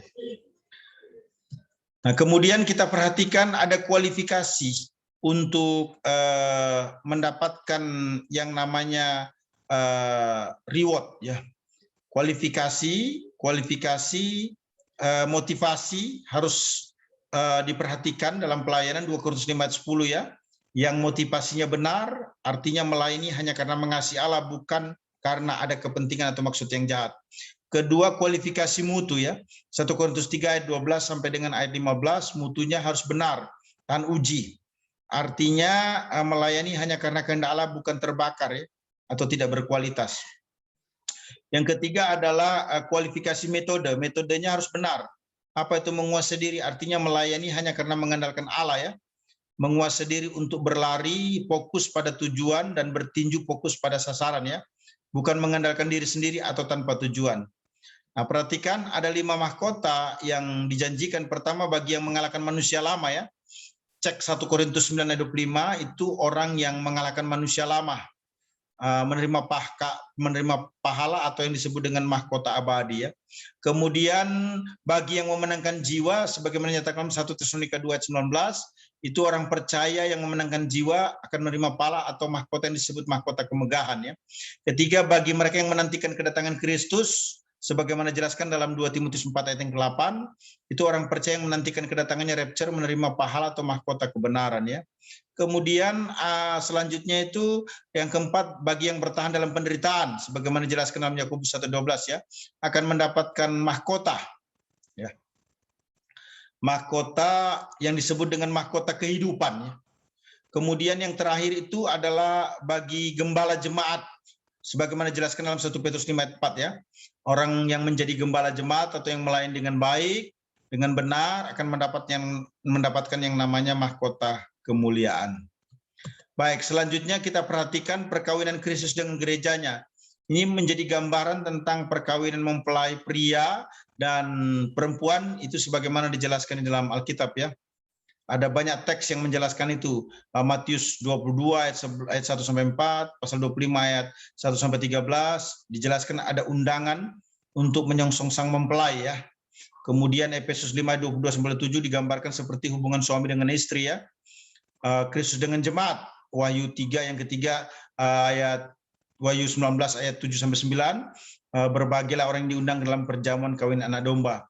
Nah, ini semua bicara tentang apa? Satu peristiwa yang terjadi pada waktu rapture, gitu ya. Jadi bisa saya katakan bahwa sangat penting sekali untuk melihat ini supaya kita tidak salah paham ya. Tidak salah paham. Nah, selanjutnya saudara-saudara perhatikan juga tentang waktu perkawinan di antara pengangkatan, bema, dan kedatangan Kristus kedua kali ya. Jadi the last minute di rapture atau bema ya. Terus perhatikan juga pesertanya apa? Kristus sebagai mempelai pria dan gerejanya sebagai mempelai perempuan ya.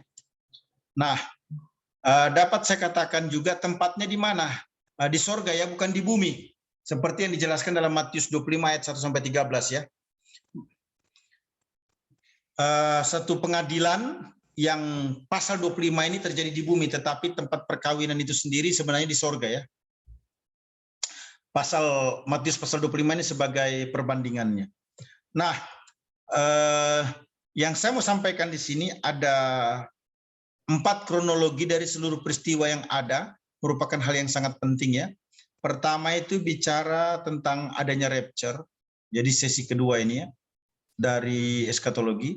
Yang kedua bicara tentang pengadilan Kristus yang disebut bema, pernikahan anak domba yang terjadi di akhir 7 tahun dan memasuki tribulation, dan kedatangan Kristus kedua kali ya, yang mengakhiri peristiwa 7 tahun bersama dengan Kristus. Ya, saya kira presentasi saya cukup. Selanjutnya diserahkan atau diberi kesempatan kepada Bapak Ibu yang ingin bertanya. Dipersilahkan ya.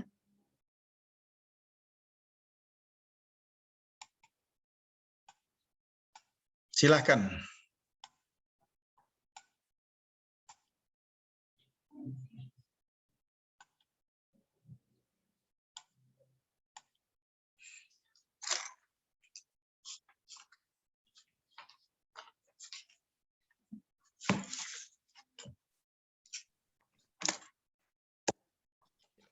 Malam Pak Dr. Anas. Ya, silakan Ibu Pendeta Dwi dari GSJA Tangerang.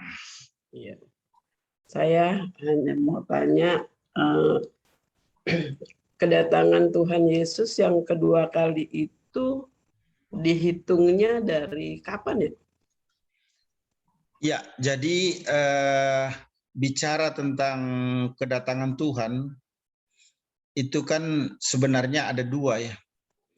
Yang disebut dengan kedatangan Kristus di angkasa, dan kedatangan Kristus di bumi.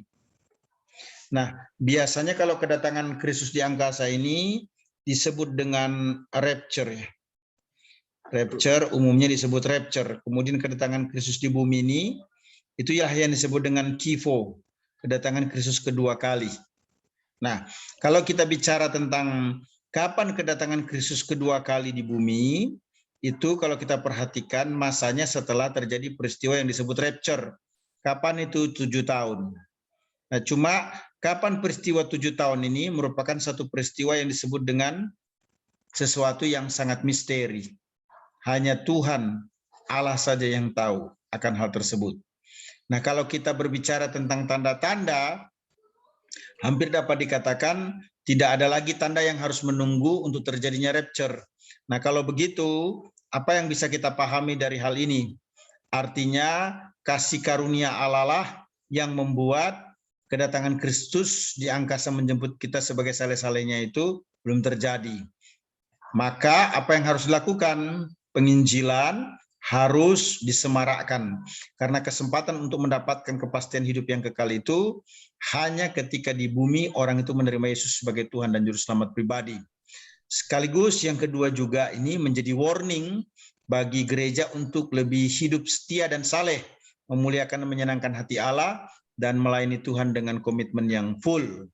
Yang ketiga, menyadarkan dan mengingatkan juga nanti kepada orang yang tidak percaya ketika Kristus datang, maka sesungguhnya kesempatan untuk mendapatkan hidup kekal itu, karena itu dalam masa tribulation, merupakan sesuatu yang sangat berat sekali. Nah, saya kira itu yang bisa saya sampaikan. Terima kasih Ibu Pendeta Dwi. Maksud saya begini Pak Dr. Hanas. Ya. Dimulainya dikatakannya Yesus datang kedua kali itu kan ada Alkitab itu kan ada perjanjian lama dan perjanjian baru kan. Nah, perjanjian lama kan itu baru memberi tentang ya belum berbicara baru apa ya artinya tentang nubuatan Tuhan. Sedangkan yang perjanjian baru kan penggenapan begitu tadi ya Pak Dr. Hanas menjelaskannya. Nah, dikatakannya mulai kedatangan Tuhan yang kedua kali itu pada kapan gitu? Baik. Setelah Yesus mati atau setelah Yesus lahir begitu maksud saya? Ya, kalau perjanjian lama itu menggunakan istilah kesusahan Yakub. Kesusahan Yakub itu sebenarnya merefer kepada apa yang disebut dengan tribulasi. Nah, Wahyu 3 ayat 10 itu menekankan adanya pencobaan yang terjadi bersifat universal. Ya, bersifat universal. Nah, kalau kita cek tadi seorang raja yang diurapi itu ya, ditebas dalam bahasa teologianya itu ya, itu menunjukkan Kristus mati. Jadi Kristus mati baru terjadi yang namanya pengangkatan yang diikuti oleh rapture. Kalau kita perhatikan begitu ya. Jadi tidak ada sebenarnya konsep yang bisa menguatkan, meneguhkan bahwa rapture terjadi sebelum Kristus datang, tidak ada. Karena Daniel 9 ayat 24-27 yang panjang lebar saya baca tadi itu memberikan penguatan kepada kita bahwa ada masa-masa tinggal menunggu dari 490 itu tinggal menunggu satu masa, yaitu 1 kali 7 tahun. Nah, kenapa masa ini disebut 7 tahun? Argumentasinya tadi kan saya sudah sampaikan. Jadi kalau secara simpel, Ibu Pendeta bertanya, kapan kira-kira akan terjadi kedatangan Kristus kedua kali? Maka ada masa yang disebut dengan Yesus ditebas atau Yesus mati di atas kayu salib. Kemudian dia akan datang di angkasa menjemput kita sebagai saleh-salehnya. Kemudian saleh-salehnya di angkasa yang disebut dengan sorga itu akan turun ke bumi dan memulai masa yang disebut dengan ketika gereja diangkat maka dimulailah masa tribulasi selama 7 tahun. Nah, setelah berakhir 7 tahun itu maka gereja turun ke bumi bersama dengan Kristus yang memimpin untuk memulai yang namanya masa milenium Shalom atau kerajaan 1000 tahun damai. Ya, saya kira begitu Bu ya. Ya, itu kan tahapan-tahapannya ya gitu ya Pak ya. Iya. Ya, enggak, yang saya maksud kapan dimulainya. Kalau kayak saya kan bertobatnya itu tahun 77 begitu ya. Nah, itu sudah mendengar Yesus akan datang kedua kali. Nah, perkataan akan datang yang kedua kali itu mulainya tuh dari tahun berapa gitu? Atau dari lahirnya Yesus, atau dari matinya Yesus, dihitungnya gitu loh Pak maksudnya. Jadi yang disebut kedatangan Tuhan itu Bu, adalah sesuatu yang tidak bisa ditentukan oleh waktunya kapan. Bukan datangnya nanti, itu memang Bapak yang tahu ya, hanya Bapak yang tahu. Tetapi mulainya itu Pak dikatakan gitu kan ada yang tanya ini itu dimulainya dari kapan? Bilang dari dulu, mau datang gitu. Mulainya dikatakan Yesus datang yang kedua kali gitu. Maksudnya bukan kapan Yesus datang, tapi kapan kalau itu disampaikan. Iya, kalau kita mengecek dalam Perjanjian Baru, ya, itu tadi kan ada eksposisi ya Bu ya. Tadi kan ada eksposisi. 1 Tesalonika 4 ayat 13 sampai 18, 1 Korintus, kemudian Yohanes 14, ya kan? Nah, kalau mau dikatakan kapan tentang kedatangan itu dikatakan, ya bisa dicek saja kapan Paulus menulis 1 Tesalonika, kapan Paulus menulis 1 Korintus, kapan Yohanes menulis Injil Yohanes. Begitu. Start mulainya. Dari situ. Iya, mulai dari situ. Kalau bicara tentang kapan perkataan tentang kedatangan Tuhan itu dimulai, yaitu Paulus ngomong dalam 1 Tesalonika, Paulus ngomong dalam 1 Korintus, Yohanes ngomong dalam Injil Yohanes. Nah, sampai sekarang. Berarti setelah Tuhan Yesus, ya enggak, maksud saya setelah Tuhan Yesus menderita, mati, begitu ya? Setelah menderita lah, maksudnya setelah disalib, baru dikatakan Yesus akan datang lagi yang kedua kali gitu. Nah, kalau Yohanes 14 itu Bu ya, Yohanes 14 itu kan berkata, Yesus sendiri berkatakan, akulah jalan kebenaran hidup, tidak seorang pun datang kepada Bapa kalau tidak melalui aku. Kemudian dia menjelaskan itu dengan menjelaskan tentang dirinya yang ditulis oleh Injil Yohanes. Nah, kalau kita mau cari, mungkin Ibu mau cari pastinya begitu, kapan sih dimulai kata-kata kedatangan Tuhan itu, begitu kan? Bukan kapan akan terjadi kan, begitu kan? Bukan, kalau yang akan terjadi tadi sudah dijelaskan, artinya kita juga udah belajar sedikit-sedikit tentang kedatangan Tuhan yang kedua kali di situ. Ya memang hanya Bapak yang tahu kan waktunya gitu. Meskipun banyak orang yang meramalkan, ada orang-orang yang meramalkan begitu, tetapi kita patokannya kan Bapak yang tahu kalau itu tentang kedatangannya, pastinya gitu kan. Tetapi ini dimulainya, begitu maksud saya. Yesus sendiri yang mengatakan ketika dia masih hidup, anak manusia datang seperti pencuri. Gitu ya. Begitu. Jadi pernyataan tentang rapture itu maupun juga tribulasi itu bukan sesuatu yang dikarang oleh Johannes ataupun juga Paul, bukan. Tetapi Yesus menekankan itu. Yesus menekankan itu, dan Paulus ataupun juga Yohanes memberikan penjelasan lebih detail akan hal tersebut. Tetapi basically biblical foundation-nya itu Yesus sendiri yang mengucapkan, menetapkan itu. Berarti pada saat Yesus sudah lahir ya, kelahiran Yesus ya. Dia sudah hidup, dimulai. waktu dia hidup. Walaupun sebenarnya itu kita perhatikan nubuatan itu sudah ada dalam perjanjian lama. Ya. Dengan 1x7 masa itu. Nah, Daniel sudah memulai ucapan itu sebenarnya. Tapi dalam bentuk sesuatu yang belum bisa dimengerti, dipahami. Nanti Masih ketika nubuatan. Yesus mengucapkannya akan menjadi semakin lebih dimengerti lagi. Apalagi diperjelas oleh Paulus maupun Yohanes. Begitu. Oke. Ya, Pak. Terima kasih. Terima kasih, Bu. Terima kasih. Ya, teman-teman lain silakan. Mau tanya Pak Anas. Ya, silakan Pak Edwin. Ya, saya baca di chat ini ada pertanyaan juga dari Pak Teddy Wijanarko. Saya kira pertanyaannya sama, ya. Barangkali Pak Anas bisa baca dulu pertanyaan yang di chat itu. Ya. Namun demikian, saya dari penjelasan Pak Anas tadi, saya menilai bahwa Pak Anas lebih cenderung kepada pre-tribulation. Jadi jadi rapture itu terjadi sebelum kesusahan besar. Kalau saya tidak salah tadi dikatakan demikian.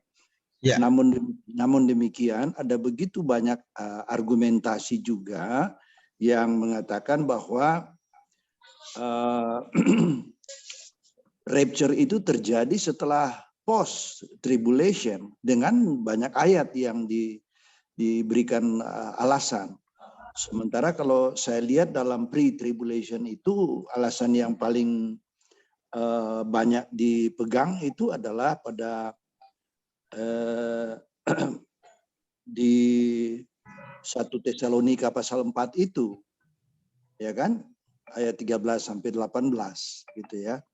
Tapi kalau di dalam post-tribulation itu begitu banyak ayat yang mendukung, ya, sehingga sering terjadi perdebatan yang tidak pernah berkeputusan sampai saat ini, begitu. Jadi banyak yang berpegang pada pre-tribulation, jadi rapture sebelum tribulasi. Kalau yang mid saya kira jarang yang ini, tetapi yang post itu justru yang banyak, gitu ya. Dimohon penjelasan, itu pertanyaan pertama. Pertanyaan kedua saya adalah ketika Pak Hanas tadi menyebutkan pada Wahyu pasal 2 ayat 11 yang kalau saya tidak salah mengatakan kalau barang siapa menang dia tidak akan menderita apa-apa oleh kematian yang kedua. Nah, itu dia tadi disebutkan. Pertanyaan saya, ada berapa macam kematian? Apakah yang kematian pertama yang bagaimana, kematian yang kedua yang bagaimana, dan seterusnya. Gitu. Tolong dijelaskan ini, Pak. Terima kasih. Iya, baik.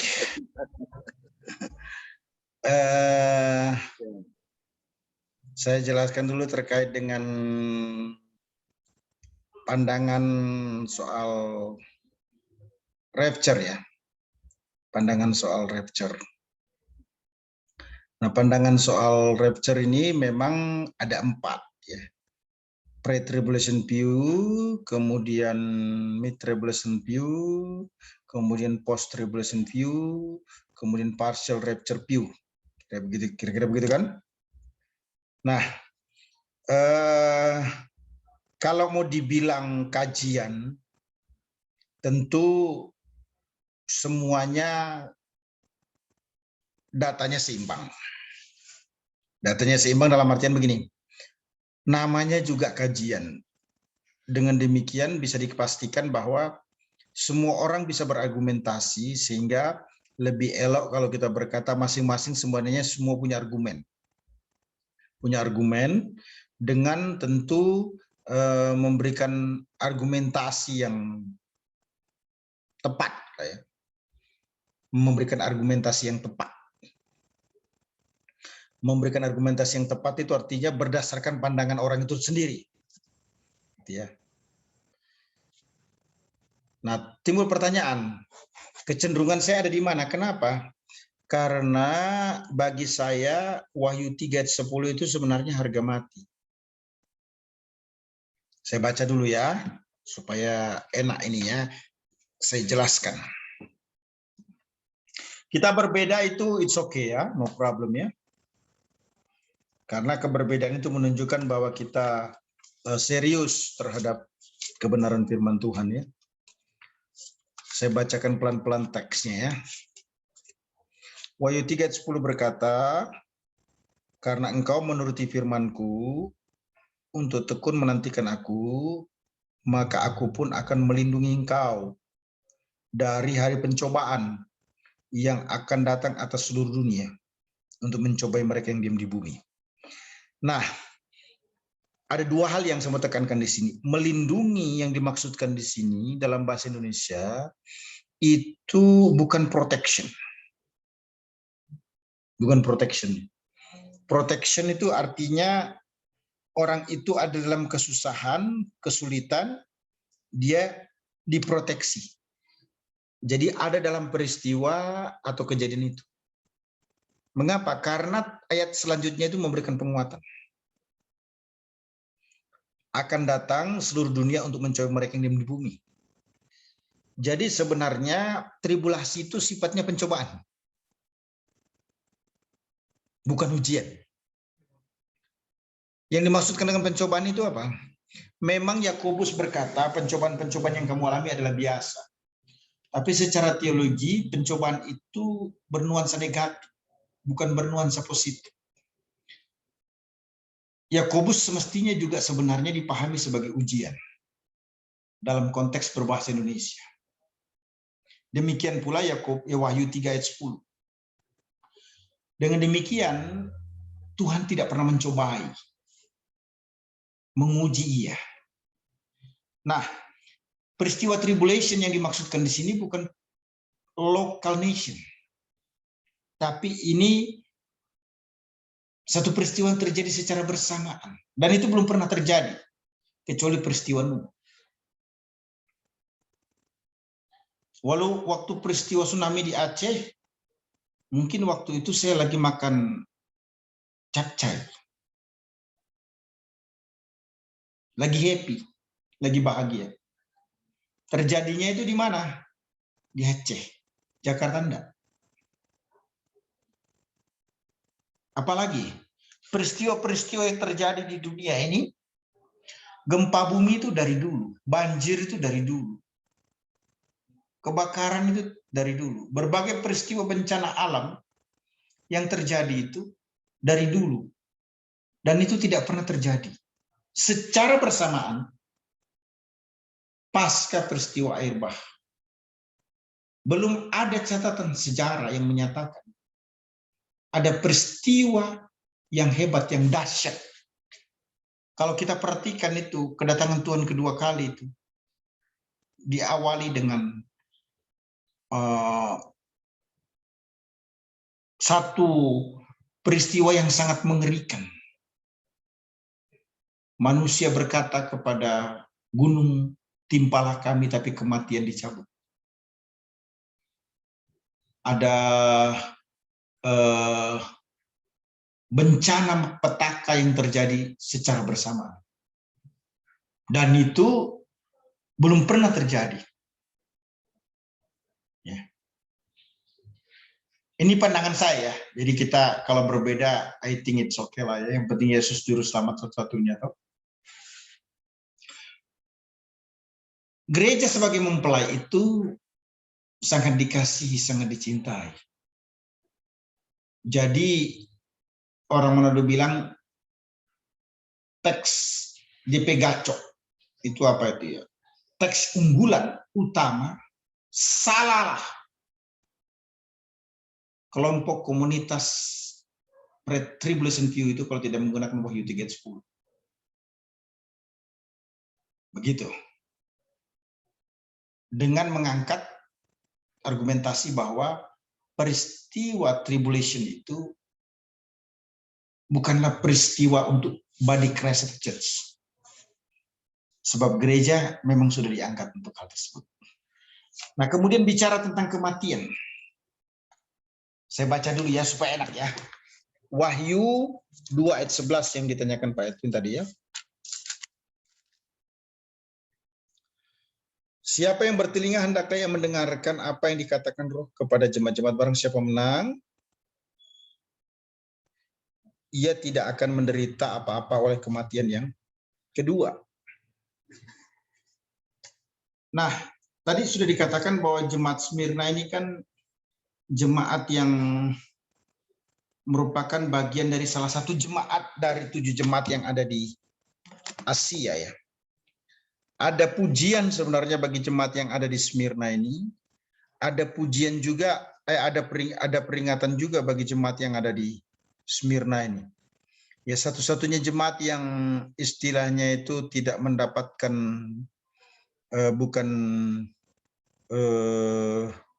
celaan ataupun peringatan, itu kan bahasa yang lebih lembut lah. Ya, adalah jemaat yang ada di Philadelphia ya.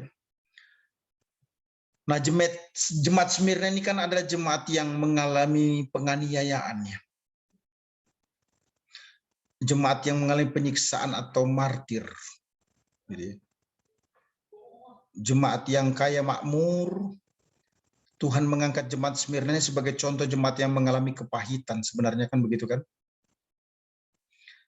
Ada peringatan untuk tidak takut, kesengsaraan. Nah, kematian pertama itu sebenarnya yang mana? Lebih elok, walaupun saya belum melihat naskah aslinya, kalau kita pahami ini, bahwa kematian yang kedua itu adalah kematian kekal. Karena di sini dikatakan siapa yang bertelinga,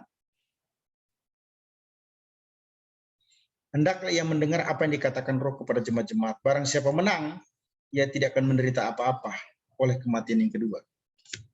Artinya ingin menekankan bahwa kematian pertama dalam bentuk tubuh sudah terjadi. Tapi kematian kedua, kematian yang terkait dengan kekekalan sebagai bentuk penghakiman, punishment, karena tidak menerima Yesus ataupun juga tidak bertahan dalam iman, akan mengalami siksaan atau penderitaan di kematian yang kedua. Kira-kira begitu. Terima kasih, Pak. Tapi di situ dibilang tidak menderita apa-apa, Pak. Ya, tidak akan menderita apa-apa oleh kematian yang kedua. Ya, jadi dia mati, dia udah dalam kematian kedua itu kan menurut Pak Hanas dia dalam siksaan kekal gitu. Tapi di sini kan dikatakan dia tidak menderita apa-apa. Ya, tidak Jadi menderita apa-apa oleh kematian yang kedua. Artinya, ya. Nah, kematian kedua itu bukan berarti bahwa di dalam neraka. Karena tidak menderita apa-apa. Gimana ini, Pak? iya, kalau mau membahas itu lebih lanjut sebenarnya bisa buka langsung ya. Apa yang dimaksudkan dengan kematian kedua ya? Nanti Kematian mungkin, kedua. iya nanti mungkin kita bisa artinya. Gimana Pak? Silakan Pak Edwin. Gini Pak, ya kematian pertama ya ini sekedar ini pemikiran saya ya. Karena kematian pertama ini kan kematian tubuh, gitu.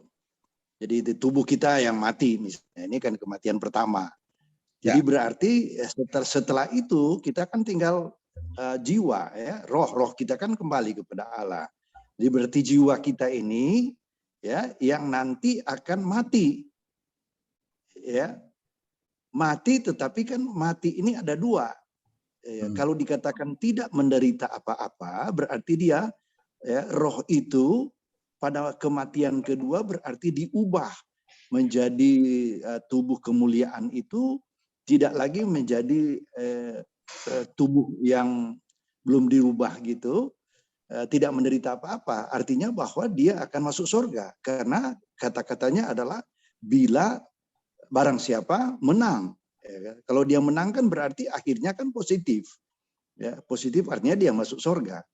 Gitu. Tetapi ketika orang itu berdosa, ya dia mengalami kematian kedua itu di dalam neraka.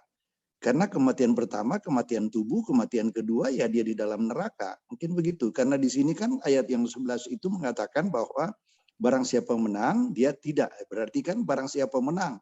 berarti dia sudah berjuang, ya, berarti dia berhasil, ya, dia tidak akan menderita apa-apa. Jadi konteksnya adalah kepada positif, jadi masuk surga, gitu. Dia tidak menderita apa-apa, gitu. Jadi Ya, bukan masuk neraka, gitu. betul. Saya tetap pada posisi pemahaman kematian yang kedua itu bicara tentang neraka. Karena menurut Wahyu pasal 22 ayat 14 dan 21 ayat 8 ya, itu dikuatkan di situ.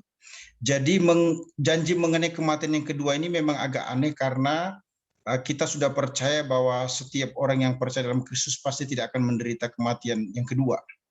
Nah, mengapa Tuhan Yesus menjanjikan ini ya?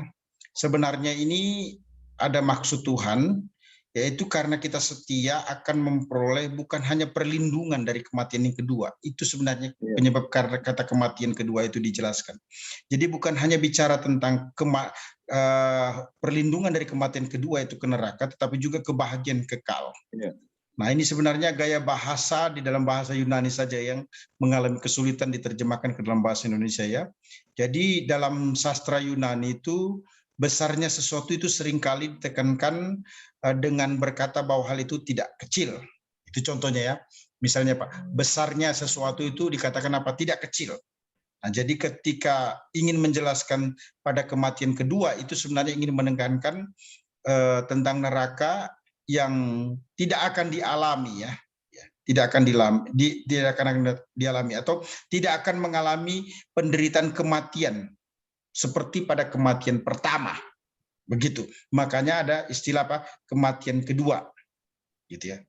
Jadi istilahnya mereka tidak akan mengalami penderitaan apa-apa dari kematian kedua, satu gambaran tentang neraka yang tidak akan mereka alami. Sebaliknya memperoleh kebahagiaan yang indah dan kekal. Nah, itu kita bisa cek nanti di Deep Hagelberg ya. Deep Hagelberg, saya kira saya sepakat dengan di Deep Hagelberg, itu nanti bisa dicek langsung di Sabda Pak ya. Bisa dicek di Sabda. Kenapa? Karena saya kira ini tafsiran yang bisa kita pahami untuk kita pegang sementara. Tapi kalau Pak Edwin tidak ada pada posisi itu, no problem. Bukan, maksud saya begini Pak, hanya sekedar untuk ya, jadi bingung kan karena konteks kalimatnya itu adalah menunjukkan jadi yang tidak menderita apa-apa itu adalah akibat. Jadi itu adalah hasil, akibat. Kenapa itu sebagai akibat? Karena ada sebab. Sebabnya itu adalah karena dia menang. Ya, karena dia menang, maka dia tidak akan menderita apa-apa. Jadi tidak menderita apa-apa adalah hasil ya atau akibat dari dia melakukan perjuangan sehingga dia menang. Artinya bahwa dari kemenangan itu dia mendapatkan hadiah, tidak menderita apa-apa. Jadi berarti konteksnya adalah konteks positif, bukan berarti konteks yang negatif sehingga Pak Anas tadi katakan dalam konteks ke neraka. Tetapi kalau demikian kan dia katakan barang siapa menang. Jadi berarti kan kita kan perlu menang gitu. Jadi konteksnya itu Pak. Tapi nggak apa-apa, saya menghargai pendapat Pak Anas. Cuman saya belum mendapatkan suatu pengertian yang jelas tentang kematian kedua ini. Begitu. Iya, terima kasih Pak Edwin. Jadi saya mau mengatakan kematian kedua ini bicara tentang neraka. Sudah saya ulang tadi, lihat perbandingannya Wahyu 20 ayat 14 dan Wahyu 21 ayat 8. Jadi ini gaya bahasa Yunani sebenarnya ya. Jadi tekanannya di sini yang disebut menang itu bukan hanya tidak mengalami situasi kondisi seperti dalam penderitaan yang dialami di neraka.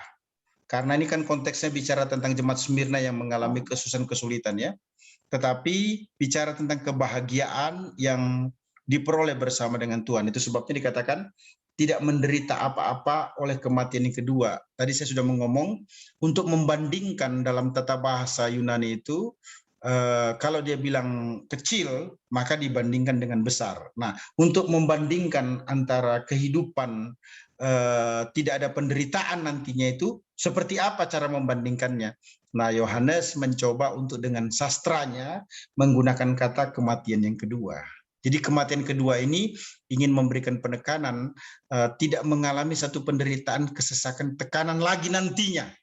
Next, setelah kamu lulus dalam penderitaan di bumi ini karena kamu dicobai. Begitu. Jadi Yohanes ingin memberikan penggambaran karena bagi Yohanes sedikit agak sulit untuk menggambarkan bagaimana kehidupan bahagia itu ketika orang itu ada dalam penderitaan. Nah, cara menggambarkannya orang yang ada dalam penderitaan untuk bahagia itu dengan memberikan penjelasan tidak mengalami kematian yang kedua. Begitu kira-kira, Pak. Terima kasih. Ya, ya Pak Anas, mungkin maaf saya ini kan dikit kali. Mungkin konteks kematian kedua ini mungkin berbeda antara Wahyu pasal 2 ayat 11 dan Wahyu 20 ayat 14. Gitu. Mungkin konteksnya berbeda karena kalau tidak berbeda, maka kita dapat mengambil kesimpulan bahwa di dalam neraka ada dua klasifikasi, yaitu klasifikasi orang yang menderita, ya, yang satu adalah orang yang tidak menderita apa-apa. Nah, itu sesuatu yang pernyataan terbalik itu, Pak. Pernyataan terbalik dalam artian begini. Tidak selalu sesuatu harus dibandingkan dengan yang lainnya. Akan mengalami kesulitan kita ketika mencoba berpikir seperti itu. Jadi hemat saya, no problem, ya, argumentasi yang Bapak sampaikan untuk dipegang. Saya kira audiens nanti yang akan mempertimbangkannya. Jadi yang bisa saya sampaikan dengan pertanyaan Bapak tadi adalah kematian kedua ini bicara tentang apa? Perbandingan untuk neraka, bahwa jemaat Smyrna yang mengalami penganiayaan itu harus tetap setia, menang atas penganiayaan penderitaan itu, karena nanti tidak akan lagi mengalaminya. Nah, untuk membandingkan bagaimana tidak mengalaminya itu seperti apa? Yaitu tadi kematian yang kedua, begitu ya. Nggak apa-apa, Pak. Nanti referensinya boleh disampaikan ke teman-teman di WhatsApp ya. Kalau memang ada sesuatu yang berbeda, saya kira itu wise saja. Nah, saya sepakat dengan pernyataan Diep Hagelberg dalam buku tafsiran kitab Wahyu ya. Nah, ini kan bersifat eskaton, jadi perbedaan itu saya kira sesuatu yang wajar saja ya. Justru harus kita lihat pendapatnya Pak Edwin sebagai hal yang bisa dipertanggungjawabkan, apalagi kalau itu bisa ditulis secara ilmiah. Karena sekarang itu memang begitu, Pak. Jadi keilmiahan sesuatu bukan berarti akal menempati posisi lebih tinggi daripada Alkitab. Tapi Alkitab itu sendiri kan sebenarnya ditafsir oleh manusia. Nah, ketika ditafsir oleh manusia akan ada praduga yang muncul. Namun sangat menarik ketika kita menemukan perbedaan-perbedaan yang seperti yang Bapak sampaikan dan juga saya sampaikan. Saya kira begitu, Pak ya. Itu bukan, maaf Pak, itu bukan sikap dan pendirian saya. Itu bukan sikap dan pendirian saya, tetapi itu adalah kesimpulan sementara yang saya ambil dengan membaca ayat-ayat itu, sehingga saya perlu mendapatkan penjelasan. Jadi saya belajar dari Pak Anas. Bukan berarti bahwa itu adalah sikap saya, tidak. Tapi karena ini adalah forum pembelajaran, jadi saya mengajukan pertanyaan supaya saya mendapatkan pencerahan. Terima kasih Pak Anas. Ya, nanti tinggal di aja Pak, googling aja di mana, di berbagai di berbagai situs-situs. Salah satu yang saya sarankan yaitu tadi ya, Alkitab Sabda itu ya. Itu sudah yang paling simpel, karena Alkitab Sabda ini kalau bicara tentang Alkitab penuntun hidup berkelimpahan, itu di sini ditulis dengan tulisan full life ya. Itu tidak bisa dianggap remeh. Kenapa? Karena tulisan itu adalah merupakan tulisan dari pakar-pakar ya. Saya tidak tahu berapa sekarang harganya, mungkin sudah sampai 500.000, tapi saya kira itu sesuatu yang kaya sekali, pengkajiannya dalam, ilmiah. Kalaupun kita misalnya tidak pada posisi itu, no problem, itu bisa dijadikan kajian. Nah, Diep Hagelberg ini juga, kalau boleh saya katakan, kami satu rumpun. Kenapa? Karena dia juga kuliah dan menulis tamatan dari Dallas Theological Seminary Texas ya. Jadi to the point-nya, sebenarnya kalau mau bicara tentang akar teologi kami ini adalah teologi yang berakar di Dallas Theological Seminary Texas ya. Walaupun sekarang Dallas juga sudah dapat dikatakan mengalami pergeseran, tidak lagi bisa dikatakan sangat strong untuk injilinya. Biasa itu perubahan zamannya seperti Fuller, dapat dikatakan sekolah-sekolah teologi di Amerika sekarang ini kalau mau dibilang degradasi, saya orang Indonesia terlalu berlebihan lah ya. Tapi kita bisa katakan sikap injili terhadap kebenaran firman Tuhan dan pengakuan ineransi terhadap Alkitab itu mulai bergeser. Justru Asia yang dapat dikatakan bukan pencetus teologi ataupun bukan orang-orang yang hebat yang melahirkan teologi yang wow begitu ya, itu justru sekarang berpegang teguh tetap back to Bible gitu ya. Westminster yang dapat dikatakan sekolah teologi di Philadelphia yang pernah saya kunjungi melahirkan teologi-teologi yang bagus mantap seperti Francis Schaeffer ya. Itu bukunya sampai sekarang sangat luar biasa, dihargai, dihormati. Namun sekolah ini juga mengalami pergeseran dari segi etika mungkin ya, kesucian hidup ataupun juga teologi ya. Mengapa saya katakan demikian ya? Memang begitu ya. Segala sesuatunya akan mengalami perubahan. Nah, Amerika saja yang bisa kita katakan dulu sangat concern dengan puritannya ya, orang-orang yang hidup suci dan sebagainya, justru sekarang LGBT diizinkan dan sebagainya ya. Justru sangat diharapkan teman-teman seperti Pak Etun dan sebagainya yang ada di Indo ini ya bisa menggarami pemahaman yang mulai bergeser, terutama terkait dengan penginjilan, keyakinan akan firman Allah maupun juga kekudusan hidup yang abu-abu di mana prinsip hak asasi manusia itu lebih tinggi dibandingkan dengan kebenaran itu sendiri. Saya kira begitu ya. Terima kasih Pak. Ya. Mungkin Pak Anas ini masalah bahasa barangkali karena saya pernah Pak Anas jelaskan juga misalnya kata kasih atau ada kata apa itu ya yang dijelaskan begitu banyak artinya sehingga dari penerjemahan bahasa mungkin di situ letak permasalahannya, bukan karena aspek teologisnya tetapi aspek linguistiknya gitu loh. Sehingga mungkin karena Pak Hanas yang lebih paham bahasa Ibrani, mungkin ada penerjemahan dalam pikiran saya, mungkin ada konteks dalam permasalahan bahasa saja.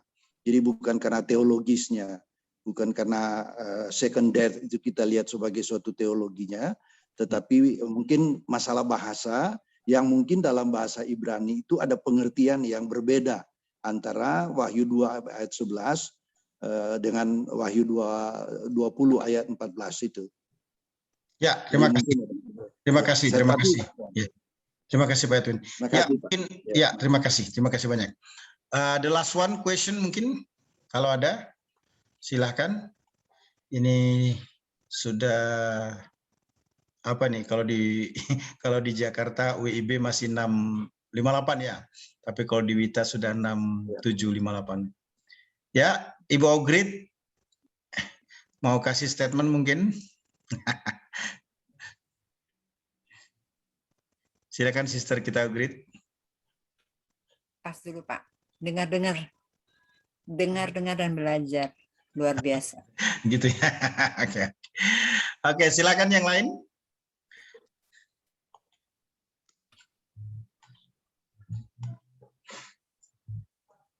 Udah nggak ada ya? Oke, baik. Silakan Pak Edwin mau menutupnya. Pak Edwin mungkin tutup kita dalam doa lah ya sekalian ya. Silakan Pak Edwin. Baik, terima kasih. Mari kita satu dalam doa. Bapa Surgawi, kembali kami datang ke hadapan hadirat-Mu yang kudus Tuhan.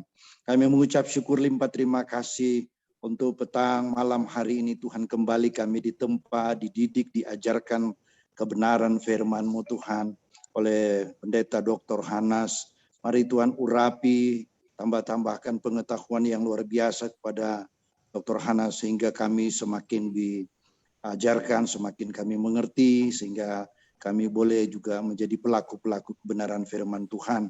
Mampukan kami semua, memberkati kami semua, seluruh peserta yang ada juga diberkati oleh Tuhan. Bahkan oleh STT, Bahtera Yosias juga sebagai penyelenggara, semua dosen, Tuhan memberkati kami semua. Terima kasih Bapak.